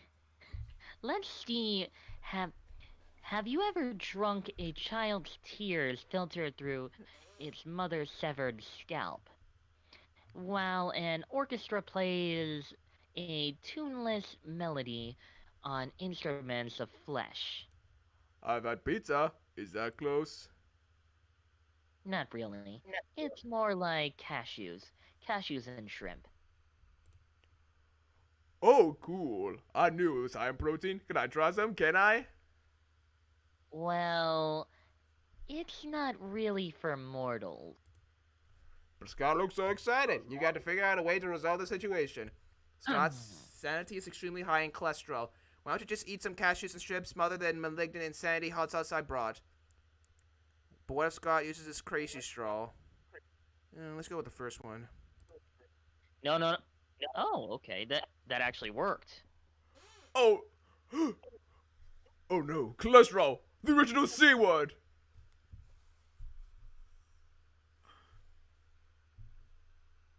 Also, eating sanity would cause your brain to invert, mutilating it like a thumbless chimpanzee angrily peeing in orange. God. That sounds sort of bad too. But what I'm really worried about are my arteries. Cashew me, bro. You happily oblige. 1 cashew strip and weaponized hot sauce cocktail coming up right up. Oh wow, this view looks like a tiny crime scene. Down the hatch. That's a lot of hot sauce, Scott. Are you sure your mouth can... My mouth exploded! A car fire exploded! No more mouth for Scott! No, Scott. I can still see your mouth. Your... But I can't see my mouth, and whose mouth is supposed to be? Mine! So if I can see it, it's not real! Okay, dude. Sorry, can't talk. My mouth exploded, so I don't have a mouth anymore! Scott sits quietly for the rest of the lunch period, growing progressively redder and sweatier, while you enjoy a nice time with Zoe. Nice! Oh wow, that actually worked. Yeah, I'm guessing like the top... I figured the top one's the one on the left-hand side and the one is on the right-hand side. That's my guess. What should I work up? I guess I can try creativity. Which one's creativity? Oh yeah, over here. Wow, did you say while rehearsing for your cosplay, you aren't especially good nor inspired. For once, it seems like you aren't getting the classic creativity boost from the auditorium, but afterwards, while talking to your classmates, you're having trouble conveying your point of discussion, so you decide to convey it through music. You start singing, and suddenly everyone else joins you in a kick-ass musical number. So amazing that the people with whom you were arguing totally get your point and change their minds once the song is over. You're getting too creativity. But I want to be in a movie musical. I actually want to be good at singing. Oh my god, now you are definitely stuck in the dragon heat. God damn it. Do I at least get the girl at the end? You can try, but let me try this. Okay. You're doing the thing that gives you most life. Reading Dragon Heat when you're approached by Scott and Liam. Aha, a fellow connoisseur of the Dracophilic arts. Here, Scott and I are also experts on the topic. An unexpected duo. Yeah, Liam and I are fandom buddies. We love to discuss things we love on our favorite stuffs, wikis, and forums. We're the best fandom buds, even if we don't always agree, like with Starco and Marakapu thing. Okay, first, let's be clear. I engage in passionate fandom conversations only as an ironic way of celebrating oak culture, which I truly despise. Oh, I just realized you're dressed up as Beast from Beauty and the Beast. At least, the outfit's similar, at least. Second, for the 100th time, after spending years in Marco is now actually in his 30s, so it isn't right if he dates a 16-year-old girl. Yep. These details matter, Scott. Think of how wrong it would be for me. Think of how wrong it would be for me in my 400s to date people from this school if all of you were actually teenagers, instead of being much more conveniently in your 20s. Ah, so even they get it. Even they get it. Anyway, enough meta discussion. Scott and I here are in a situation where our opinions differ. We agree our opinions are superior in comparison with the rest of the strangers on the Dragon Heat wiki. Yeah, yes to that. Liam here is like super smart, and I'm a good boy, so my ideas should be good too. But people on the wiki can be really mean sometimes. We need to gain their respect so we convince them to be good boys too. Scott is right. We need to somehow earn the role of moderators. Show all these lesser beings who's boss when it comes to the Dragon Heat fandom. But how? I'm sure you'll give us an absurd yet effective idea for a solution, as can be expected from good old McPingus. Let's start asking them nicely to see if they can stop behaving like internet trolls and instead start respecting your opinions. Making him increasingly more posh. Top one is charm, bottom one is creativity. Top one is charm. Top one is charm. Let's write the powerful fanfics on the Dragon Heat wiki where you're depicted as the coolest users and should be expected. Top one is charm, you said? Yep. Let's go with that. Yes. Yes. McPinkus is a genius. If someone is mean to you, you should always ask them nicely. Stop being mean and stop being nice. Why do I feel like you're actually the best person at the school? A decent human being? He just straight up has a good heart. That is Scott. All the way. Yeah. I have a hard time believing this will work. But I'm an explorer of life, so I feel the urge to test this idea and see what happens. What if we use McPingus's account, just in case? So you Oh, ask all the God. mean people on the Dragon Heat Wiki to stop being mean. All of the wiki remains silent for a bit until one guy, Dragon Down 64 replies, "Oh sure, mate. We've all been waiting over the storm because no one asks us otherwise. Of course there can be moderators. Then the merciless, you motherfucker, Dawari, 13 also says, That's true. We always respected your viewpoints and opinions. We were total dorks because it was all a test.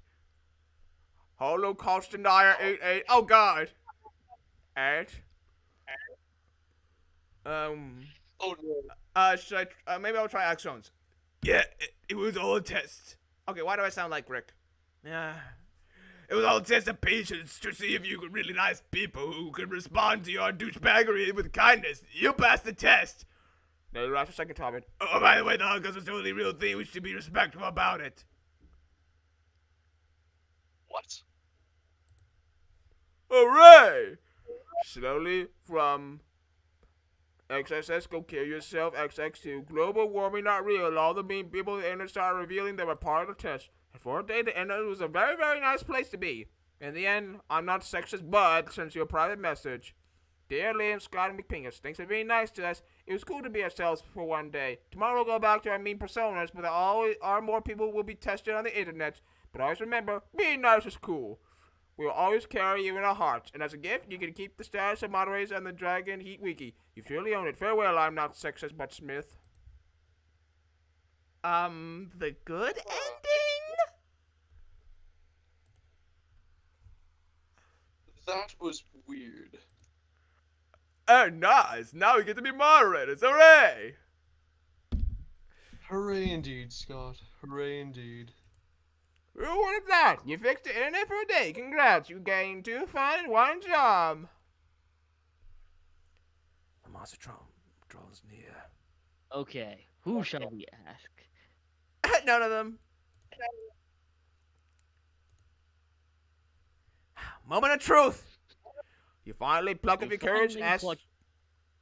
Sorry. Wait. Yeah, that's me. No, you go ahead, man. You're the narrator. Thank you. You finally pluck up your courage and ask your beloved to go to the Monster Prom with you. Oh, honey, I'd love to. But the thing is,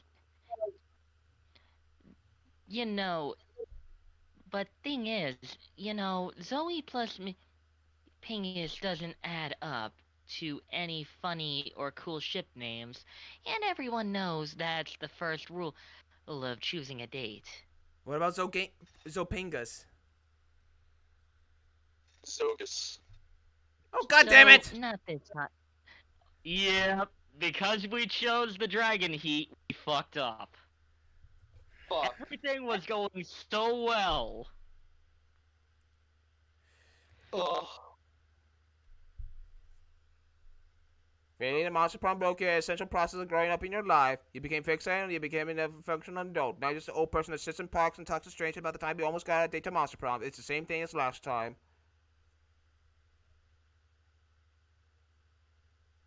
Damn it. Precedent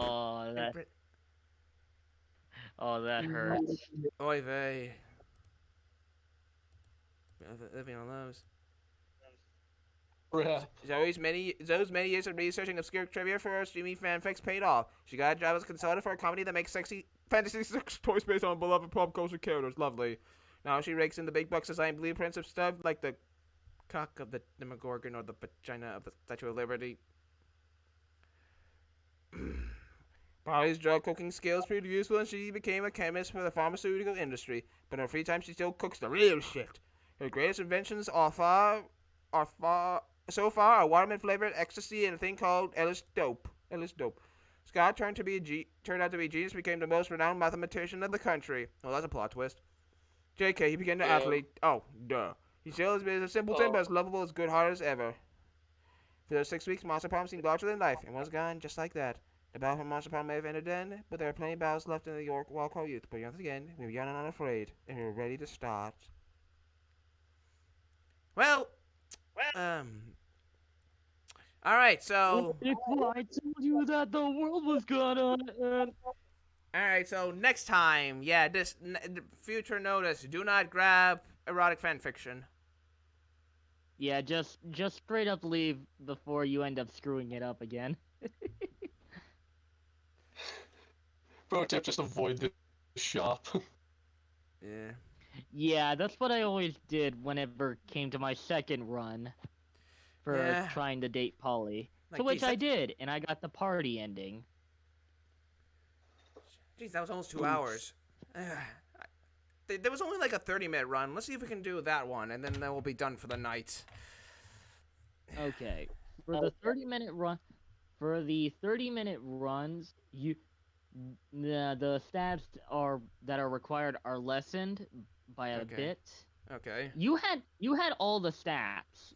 I don't know what else it requires. Cause to actually date Zoe, I believe you have to have the requirements are. Oh, Epic Voice Guy was in this one as the cultists. I didn't realize that. Yeah, to date Zoe, you needed 13 creativity and 10 charm. You beat that out. Alright. Well, thanks for the help, peeps, even though it didn't work out in the end. For the short term, 12 creativity and 7 charm. That's still quite a bit. Yeah, you just really need to work on your creativity for that one. I wonder who we should you know how she likes to write fanfics. Yeah. Alright, so I figure we should find some... now, who should we try dating this time for this short run? A paper map? 9 new images in the gallery. Play... Mod tool. I wonder what mods there are. 1 player. DLC, short game. Yes, back doing this again. She looks cute. Custom name.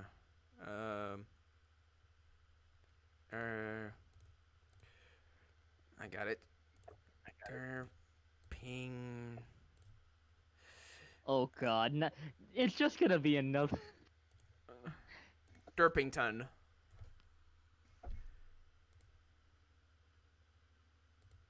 For my run, I always pick the zombie because I feel like a zombie every time going through life. Honestly, that's just a mood. 3 weeks are left. Yes. Alright, so Scott, Miranda, Mollygeist, Damien, Liam, Zoe, Calculista, Vera. 3 weeks to check. You know, Scott seems to be actually a decent guy. Let's go with him this time. I peer the garage door. I'll be right back. Right back. You're going to date Werewolf Boy. Alright.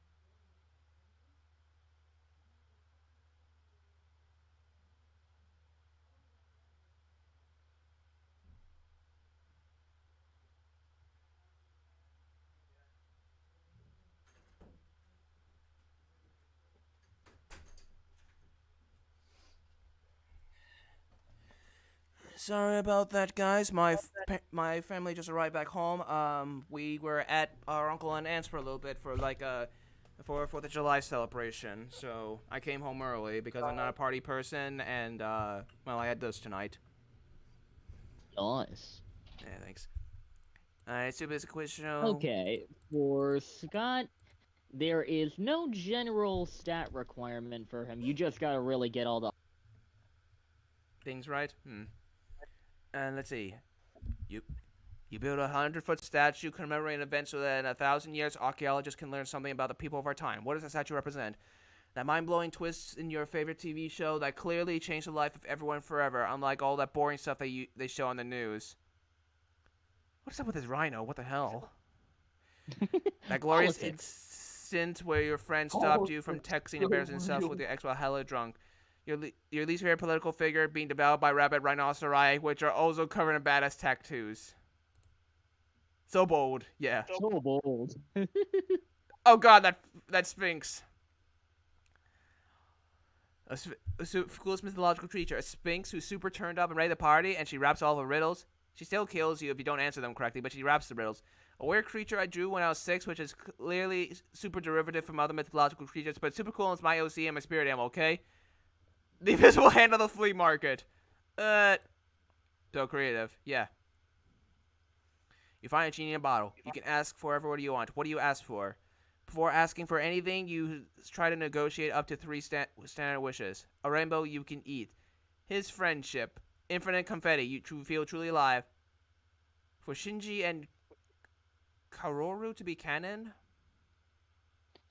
Oh my god, that would be Zoe right there for some reason. Shinji. 'Cause What Shinji that's are we talking? fanfic. What Shinji are we talking about? This is another cross media thing Oh like no, Naruto and no, Garfield. this is Evangelion. Yeah, Kanji I think was Ava.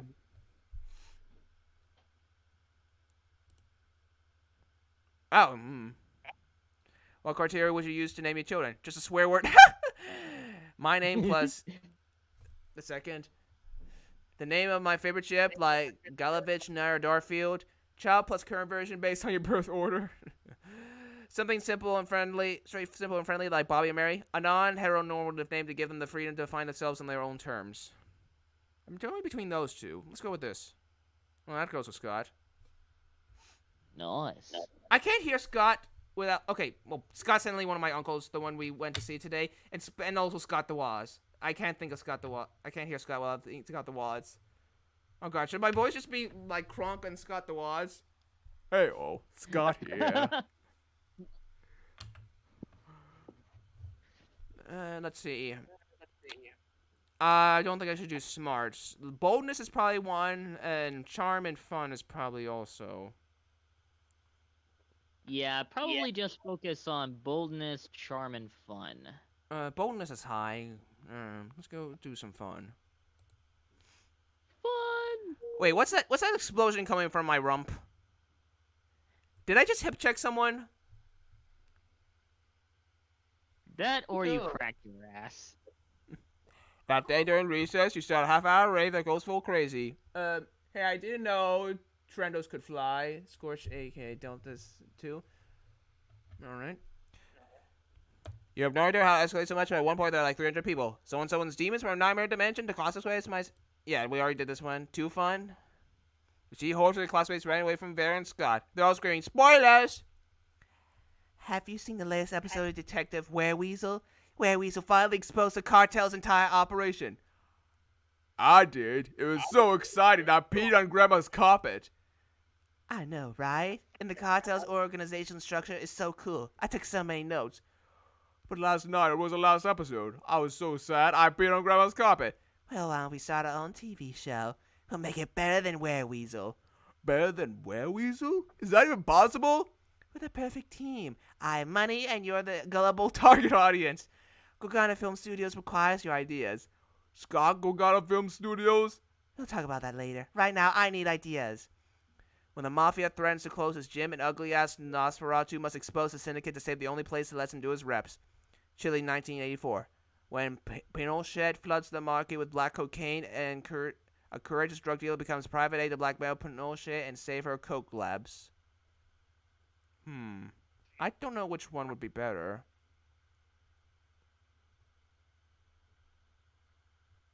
I feel like the top one because it involves reps. I heard something. It sounds like it'd be something you'd like. Yeah. Yep. So creative. It's Jim. How can they do that? Nosferatu across the globe are struggling to get swole. Would you say this is a sensitive issue for your demographic? Jim is always a sensitive issue. I guess that wasn't good for Scott. Finally, the world will understand the struggles that buff Nosferatus everywhere. Hooray! Oh, he did no, like that it. is for him. It did work. Pharaoh likes the pilot and hires Vanberry bodybuilder Vlad the Gym Paler, oh god, to play the lead role. You gain 3 money as advance for your creative work.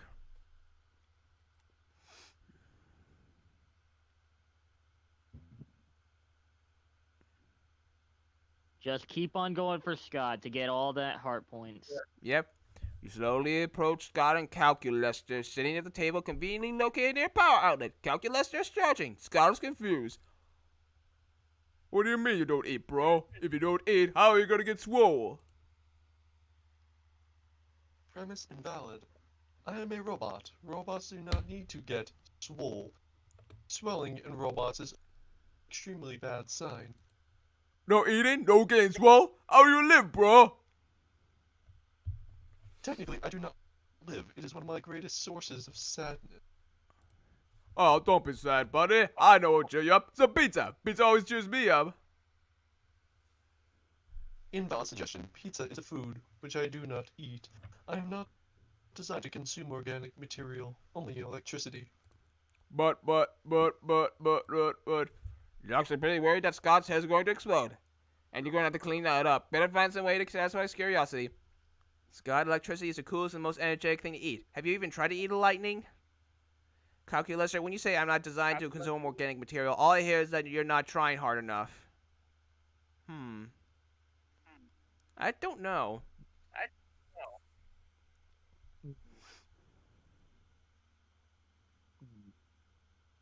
I'm not trying. Not sure. Try to picture this. What would speak mostly Scott's language? Cool is the most energetic thing to eat? Probably. Oh. Lightning? That loud bright thing that comes out of the sky? I hate lightning! Woof, woof, woof! That didn't work. Negative, Scott. The loud thing is called thunder. Ooh, what's lightning then? The bright thing that comes out of the sky, but without the noise. Oh, wow. Noise-free lightning. So like a fat-free protein shake. That sounds so energetic. I'll eat some right now. Please do not. We're too late. Scott's already running outside with his mouth open, staring at the sky. Good thing it's not raining or anything. Now you get to enjoy some time alone with the Calculester.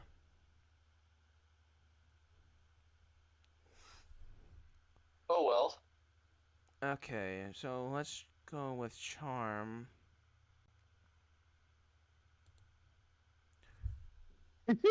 What's that face? She is adorable. Yeah. Everything seems lost, but you deliver an inspirational speech that fuels your team spirit. Leading to a spectacular comeback. You're clearly a natural-born leader. You gain 2 charm.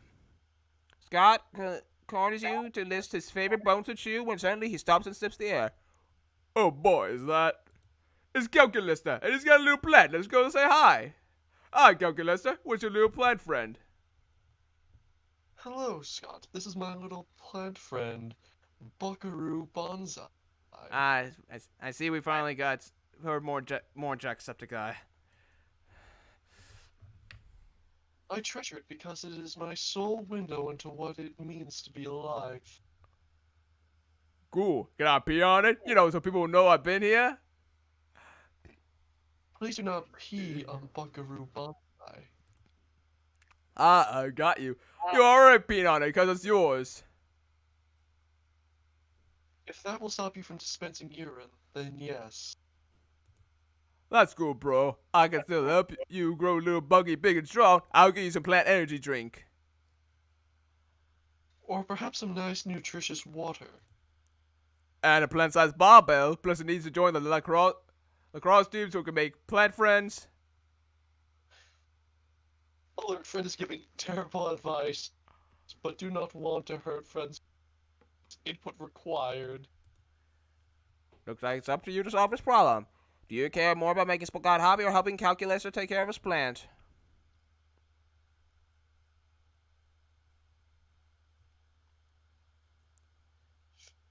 This top one's probably him.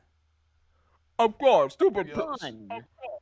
Plants are like cool buff werewolves. They don't need energy drinks and bench presses. Oh, good. You have finally seen reason. Plants are like cars. Oh no, I've spoken too soon. Calculus, can I please paint racing stripes on Buckaroo Bonsai, please? You may paint racing stripes on the. Hooray! You won't regret this. As a soulless automaton, I am incapable. Are you sure about Vaccine. that? Scott, I have spent several hours considering. You okay? You okay, Top Hat? I think you're cutting out a lot. Oh,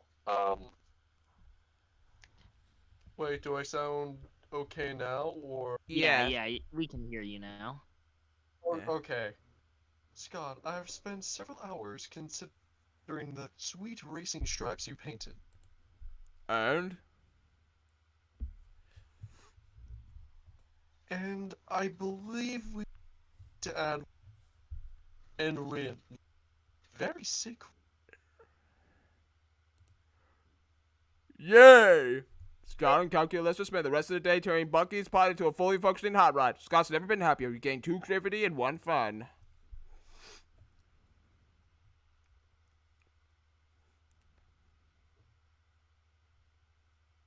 Morning. No, don't go to the gym because Catgirl's there. And last time we bought, and when we bought stuff, that's never gone very well. Yeah.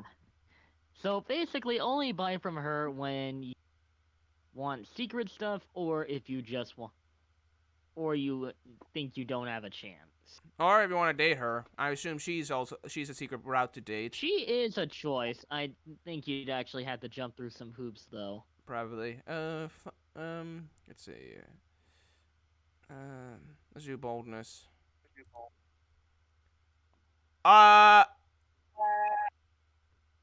She Okay. is a Frankenstein Is monster. is this supposed? I remember seeing a joke like this in another video. Is this like supposed to be getting to her sexual urges?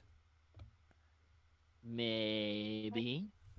That day you skip class and just hang out in the bathrooms because you expect no authority. I guess some people just want to watch the world burn by skipping class and hanging out in the bathrooms. You give 0 shits, but you gain 2 boldness. There sees Scott all but skipping down the corridor, cheerily rattling off some sort of list. Hey, Bo. Oh, man, today is the best. I was walking out of class and my tail just started wagging all of a sudden. You know how sometimes your tail starts wagging and you're not even sure why? I started wondering what my tail might be so happy about, and I realized it's probably because I'm a werewolf. Because being a werewolf is just about the best thing, right? I mean, if I wasn't a werewolf, I wouldn't even have a tail to wag. But then I started thinking even more, and I realized where everything could be pretty good. We're dolphins, we're pigs, we're weasels, we're tanks. I wonder what the absolute best were creature could be. We're vending machines, we're a water fountain, we're door, we're window, we're knob, we're floor. Okay, now there's just many things you can see. You better jump in. Where moon and where werewolf? Not sure. Let's try werewolf.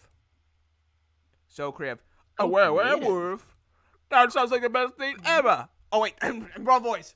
What's better than winning sports games? Winning 2 sports games. What's better than gym class? Double gym class. What could be better than a werewolf? Being a double a werewolf. I wonder if I get a member of the wolf pack to bite me so I, a werewolf, can turn into a werewolf and be a werewolf. Or to combat me, I could be a werewolf. And what happens if a werewolf bites a werewolf? Oh, God. Oh, man, this is why they make us learn math? Scott's math performance increases dramatically, but only for the next week. You gain 2 smarts and 1 creativity. Why is my creativity so high? Because you're being creative. Oh, that guy's new. But we want to go over here. When you arrive at Scott and Calculus's table, Scott isn't there. He comes back when you sit down, clearly delighted. Oh man, everybody's butt smells great today. It's like a bouquet of butts. A bouquet. And look at this, Derpington is here too. Hey Derpington, I bet you also have a butt for me to sniff. Oh my. Scott, I advise you to terminate your current course of action. What? Translating previous utterance into Scott-readable format. One moment, please. Scott, smelling butts equals bad. But how could smelling butts be bad when smelling butts is good? It is not good, it is bad. See also, uncouth, invasive, and totally nasty. But. Head empty. No. Either Scott is malfunctioning or he's been disrupted by some fun new butts. Either way, you need to find a way to resolve this dispute.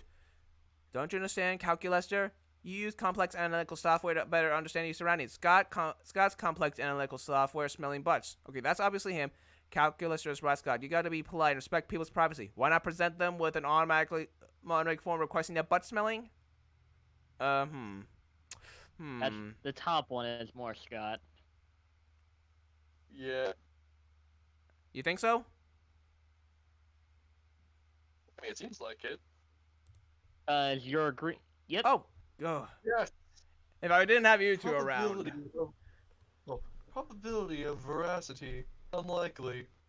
Live demonstration required. What? Translating. One moment, please. Go smell a butts. That's it. That's a good one. You don't have to tell me twice. Technically, yes, I did. Please report back with all butt-related findings. You don't have to tell me 3 times. Here I go.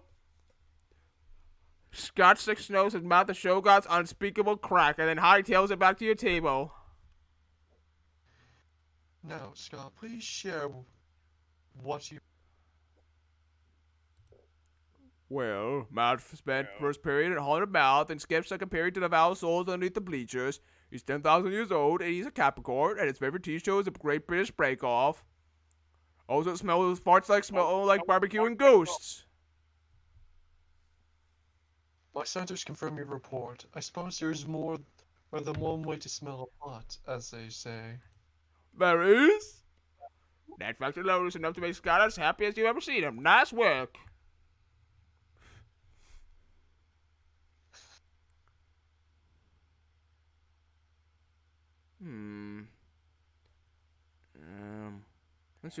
Let's do some.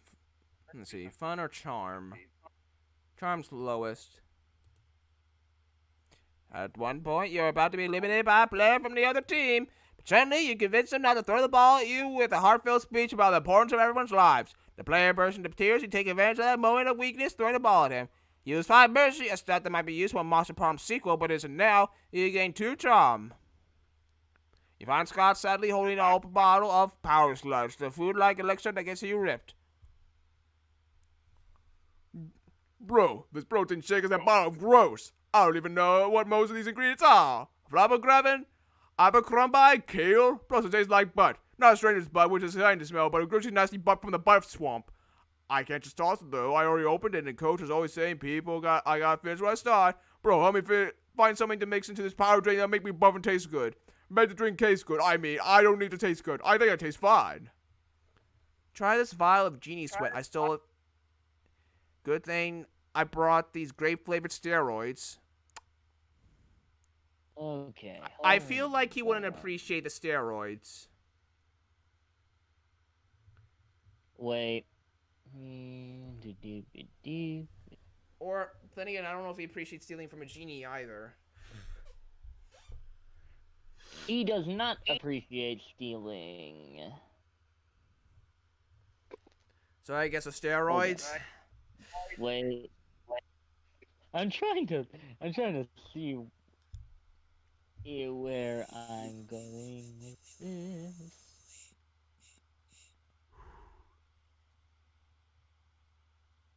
Hmm. Hmm.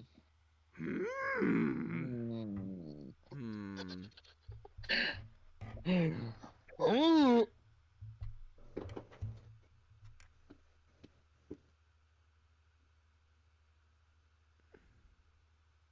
Okay. Yeah. Hmm. Green.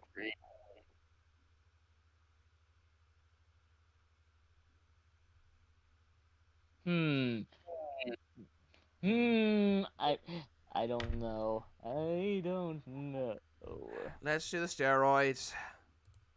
Not so fun. Whoa, bro, not cool. I can't believe you think I'd be something like this. After all the time we spent together at school, you think I'm that kind of guy who likes grape? Gross! Go give your nasty purple chemicals to someone else. Not cool. Use of glasses, grape steroids, or a little concentration of rejection. You lose 2 charm and... God damn it. Okay. Okay. Okay. I actually found it. The top one was bold. The bottom one was fun. Well, that didn't work. Well, time to get our stuff up. At one point, the wand slips on a banana peel. You just have to be happy around near Scott. You know, not because you're like following him or anything. When suddenly a rift opens in space and time, a handsome prince stepped through, bedecked in otherworldly finery. Oh god, not him again. You approach Scott, not this shit again. I think you were him, Sin. Oh yes, I was. My beloved, I have quested across dimensions to see your face.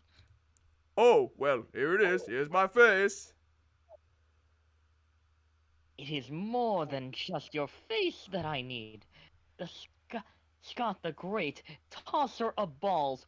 I also need your body. Luckily, I brought that with me too. But I do not desire to merely gaze upon your body, though that in itself is a pleasure.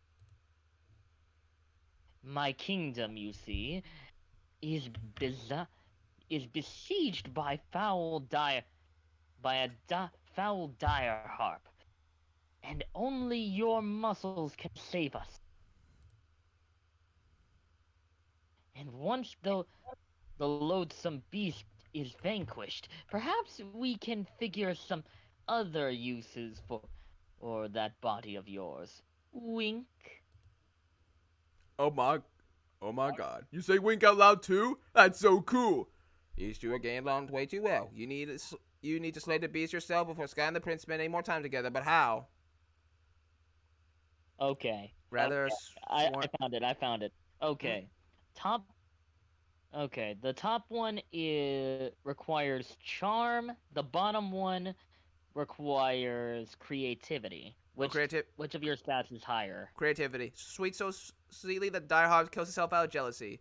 Before Sky the Prince can react, you charge through the portal to defeat the diehard. With the power of song, your dulcet tones drive the diehard to tears. Except because harps don't have tear ducts, it just explodes instead. Magnificent work, my intrusive friend. You shall sing at my and Scott's wedding. Wait. Wedding? I don't know if I'm ready for that kind of commitment. I'm already married to the game, you know? Curse you, game! The prince kicks you both out of this dimension and seals the portal behind you. Now you gain 2 boldness and 1 creativity. Alright, now I gotta work up charm. I don't know if I'm gonna make it. But then again, what else is new? Remember, all that's required is just to get heart points with him. You found Liam taking a picture of his food, and Scott's taking a picture of also Liam's food? Yes, Scott, snap away. My artistic plating is too magnificent. Artistic what? I'm playing Pokemon's Go, the mobile version of the hit Pocket Humans video game. What do pocket mans have to do with my food? There's a level 4 Bernard Henson hanging around the middle of your plate. Here, take a look. Scott, Why does your phone show a tiny human doing pottery on top of my eggplant ravioli? You don't know Bernard Henson? He used to be a chartered accountant, but now he decided to pursue his dream of being a world-famous potter. That major life change has made him super rare. Bucket humans almost never follow their dreams. Well, I don't care how rare he is, his presence is spoiling my pristine food pick. Spoiled it, but bucket humans are way cooler than a boring old food pick. You take that back. Uh-oh, tempers are running a little high. Looks like it's up to you to settle this dispute. Scott's right, Liam. Why take a normal cliched food pick when you can take a food pick of Scott capturing a Pokemon off your food pick? Scott, look over there. There's a Stuart Hogarth on top of that pile of mashed potatoes. And let's go with the top Go one. with that one. Yeah. You're agreeing with Scott on this one. Yep. Yep. Yeah. Good lord. You're right. The layers of irony are practically in. Go ahead, Scott. Capture your Pokemon. Okay, here I go. Wait, what are you doing? Stop molesting my pasta! I'm not trying to grab your pasta, bro. I'm trying to grab Bernard Henson, but he's too slippery. You imbecile! Bernard Hansen isn't actually on top of my ravioli. He's an image projected by your phone. Are you sure? He seems so real. Let me just try to grab him a few more times. No, my artfully arranged pasta pockets are in disarray. You fiend! Liam chases you and Scott away so he can rebuild his artful pasta arrangement. You bond with Scott by teaching him how to actually play Pokemon Go. This went on a lot quicker than I thought. Maybe my voice work is just quicker than you two's. I don't know. Anyways, Yeah, you voice quicker than us. We just like to be detailed. that's fair. Yeah. But the match is as important as the human interactions within it. You're at the peak when you decide to go for the overkill and wink away your teammates. He certainly mesmerizes the most epic wink ever. Damn, you know how to win over people's hearts. You're getting to a job. Afterwards, Scott catches up with you, panting excitedly. Bruh, hey, I was just looking for you. I can't stop thinking about you. This is sounding good.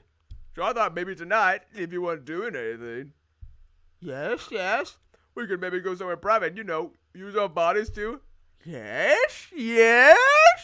Work out. Oh, okay. You may be a little disappointed, but you can still salvage this. You suggest the most romantic workout you know. French squats and naked basketball. What the fuck? Let me see. Oh, yeah. I'm curious of French squats. I'm going. Okay, I found it. Top French squats take creativity. Naked basketball is boldness. Well, they're both 11. Mm. Yeah, This is tough. let's try the French squats. Not creative. Damn it. I No, have a not feeling. French. I think it's the top. I think it goes. Top one is greater than other. Yeah, but they're both the same. Never again. Wait, you didn't think French squats were real? You were just trying to think tricks on getting sexy with you. Of course French squats are real. It's when you do squats but you're trying to stay your legs. I used to do them all the time for the optimal mouth fitness. But licking the gym floor every day can be athlete's ton. Who would have thought that licking the gym floor could have bad consequences? No one. I appreciate your concern for the buffness of my tongue, but I can't take that risk again. Thanks for the sadistic cycle that created your workout that ruined both Scott's time and your day plan. You lose 2 smarts and 1 charm. Damn it. So, apparently there's a Urban Dictionary definition for French squat. And that is? It's basically the action of crapping in a urinal. Oh. Crapping in the urinal? Pooping in a urinal and peeing on the floor. Oh god. Oh, I remember Okay. several years ago, me and a bunch of other people were looking up barnacle names on Urban Dictionary, see what we can come up with. And they were wild. Oh my. Oh, dude. Yeah. Let's try Scott. I don't know if we're gonna do it, but let's see. Let's hope. You finally pluck up your courage and ask your beloved to go to Monster Prom with you. Prom? I don't know about math, bro, but you plus me seems like an equal night. Let me check our math book to be sure. That is the correct formula, but Scott's thrilled for your upcoming prom date. Oh, we finally did it! Sweet hell, yeah, what the fuck? He actually looks good in that suit, not gonna lie. He does, and we look cute in the dress. Prom night? Yeah. Well, it's the best. The two of you got lost on your way to school and ended up having a crazy misadventure in a dungeon. By the time you actually arrived at your prom, your bonds were tighter than ever. You learned a lot about Scott. It turns out that aside from sports and cheerleading, he loves the sky and the stars. He gives his own names to constellations, and if you knew the word astronomer, you sure you would love to be one someday. Derpyton, best of secret handshakes. Scott, best of sports.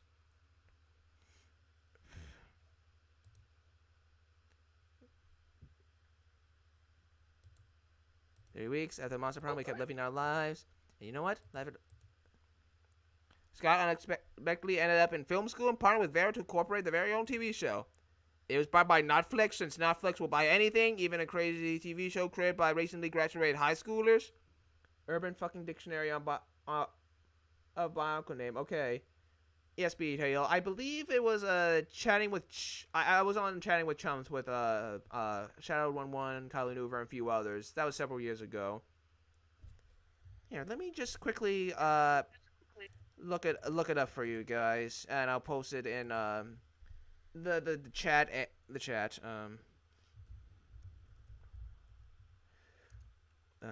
Urban Dictionary.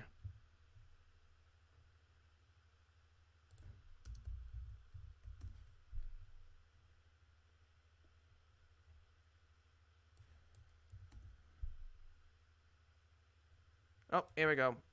Copy link, posted in the stream chat, and I will post it in the chat here. There we go. Zoe dedicated the next several years to writing her most infectious fan fiction ever. It focused on the struggles of Shaggy containing and controlling his limitless power. When did this game come out again?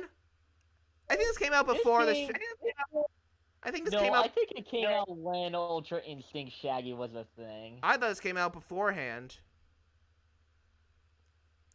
Oh god, Ultra Shaggy. And now it's canon in a fighting game. Yes. God damn it. Yeah. It delved into the psychological nuances of the Mystery Gang while including crossovers with Akira, Flubber, and the Unbearable Lightness of Being. I've never heard of that one, Unbearable Lightness of Being. It was said to mix Tolstoy's mastery of prose and the juiciness of a very juicy Big Mac. It ended up entering the Western literary canon. Polly took a summer job at the Ghost of Christmas Present. She spent most of her time partying. There was almost no work because, well, it was summer. For those 3 weeks, Monster's Prom seemed larger than life. Yep. I wonder if there's a way to skip the credits. What if I told you that the world was gonna end? Is there a way to skip credits or something? Oh, man, that one actually lasted a half hour. But we actually waited to Monster Prom. Well, but we actually got the date this time. So, thanks, peeps. Scott is the easiest character to date. Oh, in okay, all okay. honesty. Okay. If only we could hit, if only we were able to put tentacles. We were getting close until we ended up buying Dragon Heat. Yeah. And we thought that would also correlate into dating her because she likes fanfics. Moral of the story: don't buy porn before prom.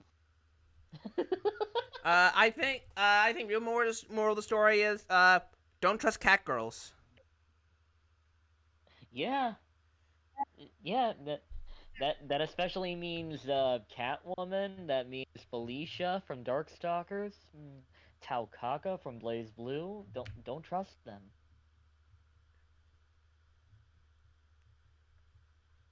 Don't trust any of the cat girls from Shade Series either. Chaos. crowd designers? Is this supposed to be like Kickstarter or something? That's my guess.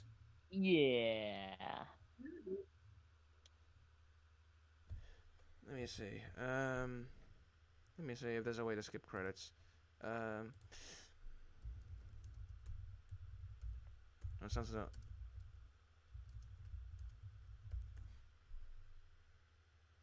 Aw. That was a sweet picture. Yeah, unlocked. You have unlocked a new. Oh, I missed that picture at the end. Damn it, because I was looking.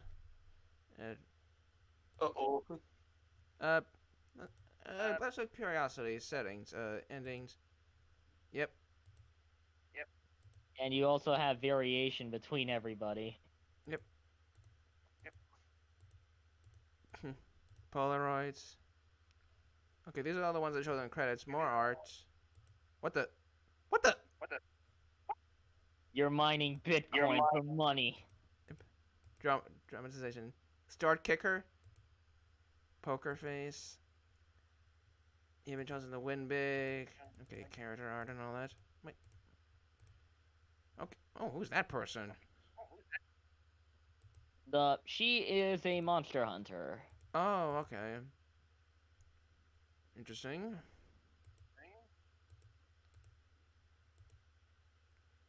Fuck you.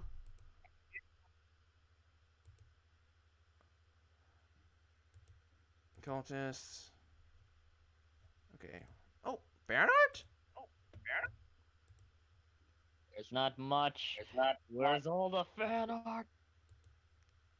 Okay, from this angle, it actually looks like he has boobs. The way it's cut off like that.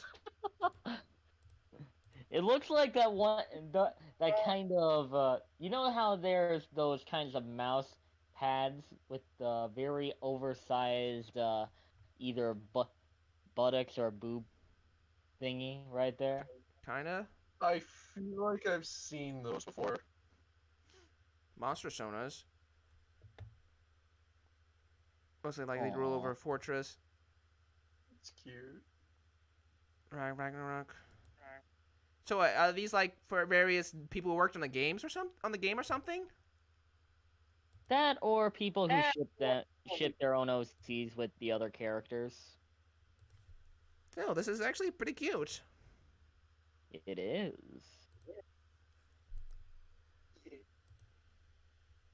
Oh, you can date the cat girl.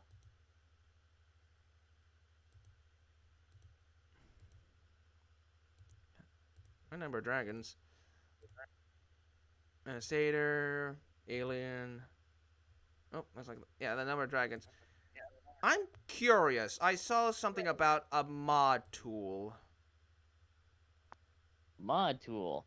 Load any. Basically, get for any mod that you wanted to put into the game. Right. Create your first mod. It's first two terms going to determine who is your locked love interest. Locked love interest is a character you encounter most frequently during events. The locked love interest is the one based upon the player's choices. The criterion love choice events. Create items. Go to mod tool menu and click item editor. Click on edit. Create characters. Create. You know what, Shade? I think I have an idea. What? Instead of Monster Prom, Bionicle Prom. Oh god. Oh, I didn't realize there was. There were different pictures. And let's see, create mods. This is my menu. People who would want to date Zarek Zay. Oh god. Oh, Jesus. Edit scenes. Okay, there's a lot. There's a lot. I want to look at the create characters. Edit character. Upload a character image and an icon. Now you can have a complete character. Preview clicking on glasses icon. Must be a PNG. Then you can add by adding another expression. You have too much to use. Add anyone with the same outfits. Oh god, just realizing. Lucarian mod. No wait, no, not Lucarian, my avatar mod. Oh god. That you know you want to do that for a playable character. Yeah. And then you go try to date the tentacle girl. Yeah. Backgrounds. Okay, that's a lot to go in here. So maybe look at let me look at the mod. What part of mods have people made in? Don't warn me again about Monster Prom. Yeah. Let's see. Wait, what? Wait a minute. What the hell is this? Don't warn me again. Yes. Monster. Wait. Wait. We would get to date Walter White. D&D meeting mod.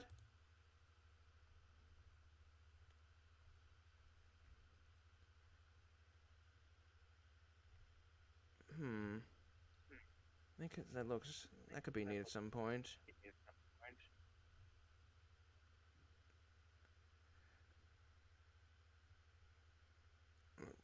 Character pack. Easy mode. Just a bunch of stat boosts that get you secret endings. Literally, you can get 100 plus everything. Water White. There's over 1,000 items? Yeah. There are a lot. Jesus. Among Us crewmate mod? Oh god. No.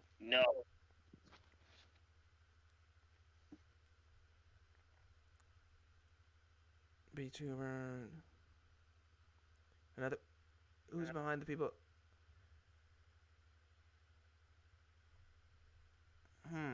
Might have to take a look at this later. Click it to return to the game. There we go. May need to look at this another time. This could be interesting. Actually, I'm curious about the multiplayer. Monster Prom multiplayer. Is it crossplay? I just want to check and make sure. Okay, it is cross-platform. Oh wait, not crossplay. Wait a minute, not currently crossplay compatible. Okay, no, it's not. No, damn. It could have been fun if we did that. Dang it. Well, anyways, I think this is a good place to stop right now. I think we will do at least one more of these. Maybe next week. It'll depend. Like, I do like Mika's around. I would think we would want to do the watching our old awful content again. But we'll have. But we'll have to see. Anyways, that's all for tonight, everyone. Thank you, everyone, for watching. Thank you, Sin, and thank you, Tophat, for joining me and helping me along some of this stuff. I've been Shade, and again, Sin and Tophat, and we'll see you all next time. Take care, everyone. See you next time! Farewell.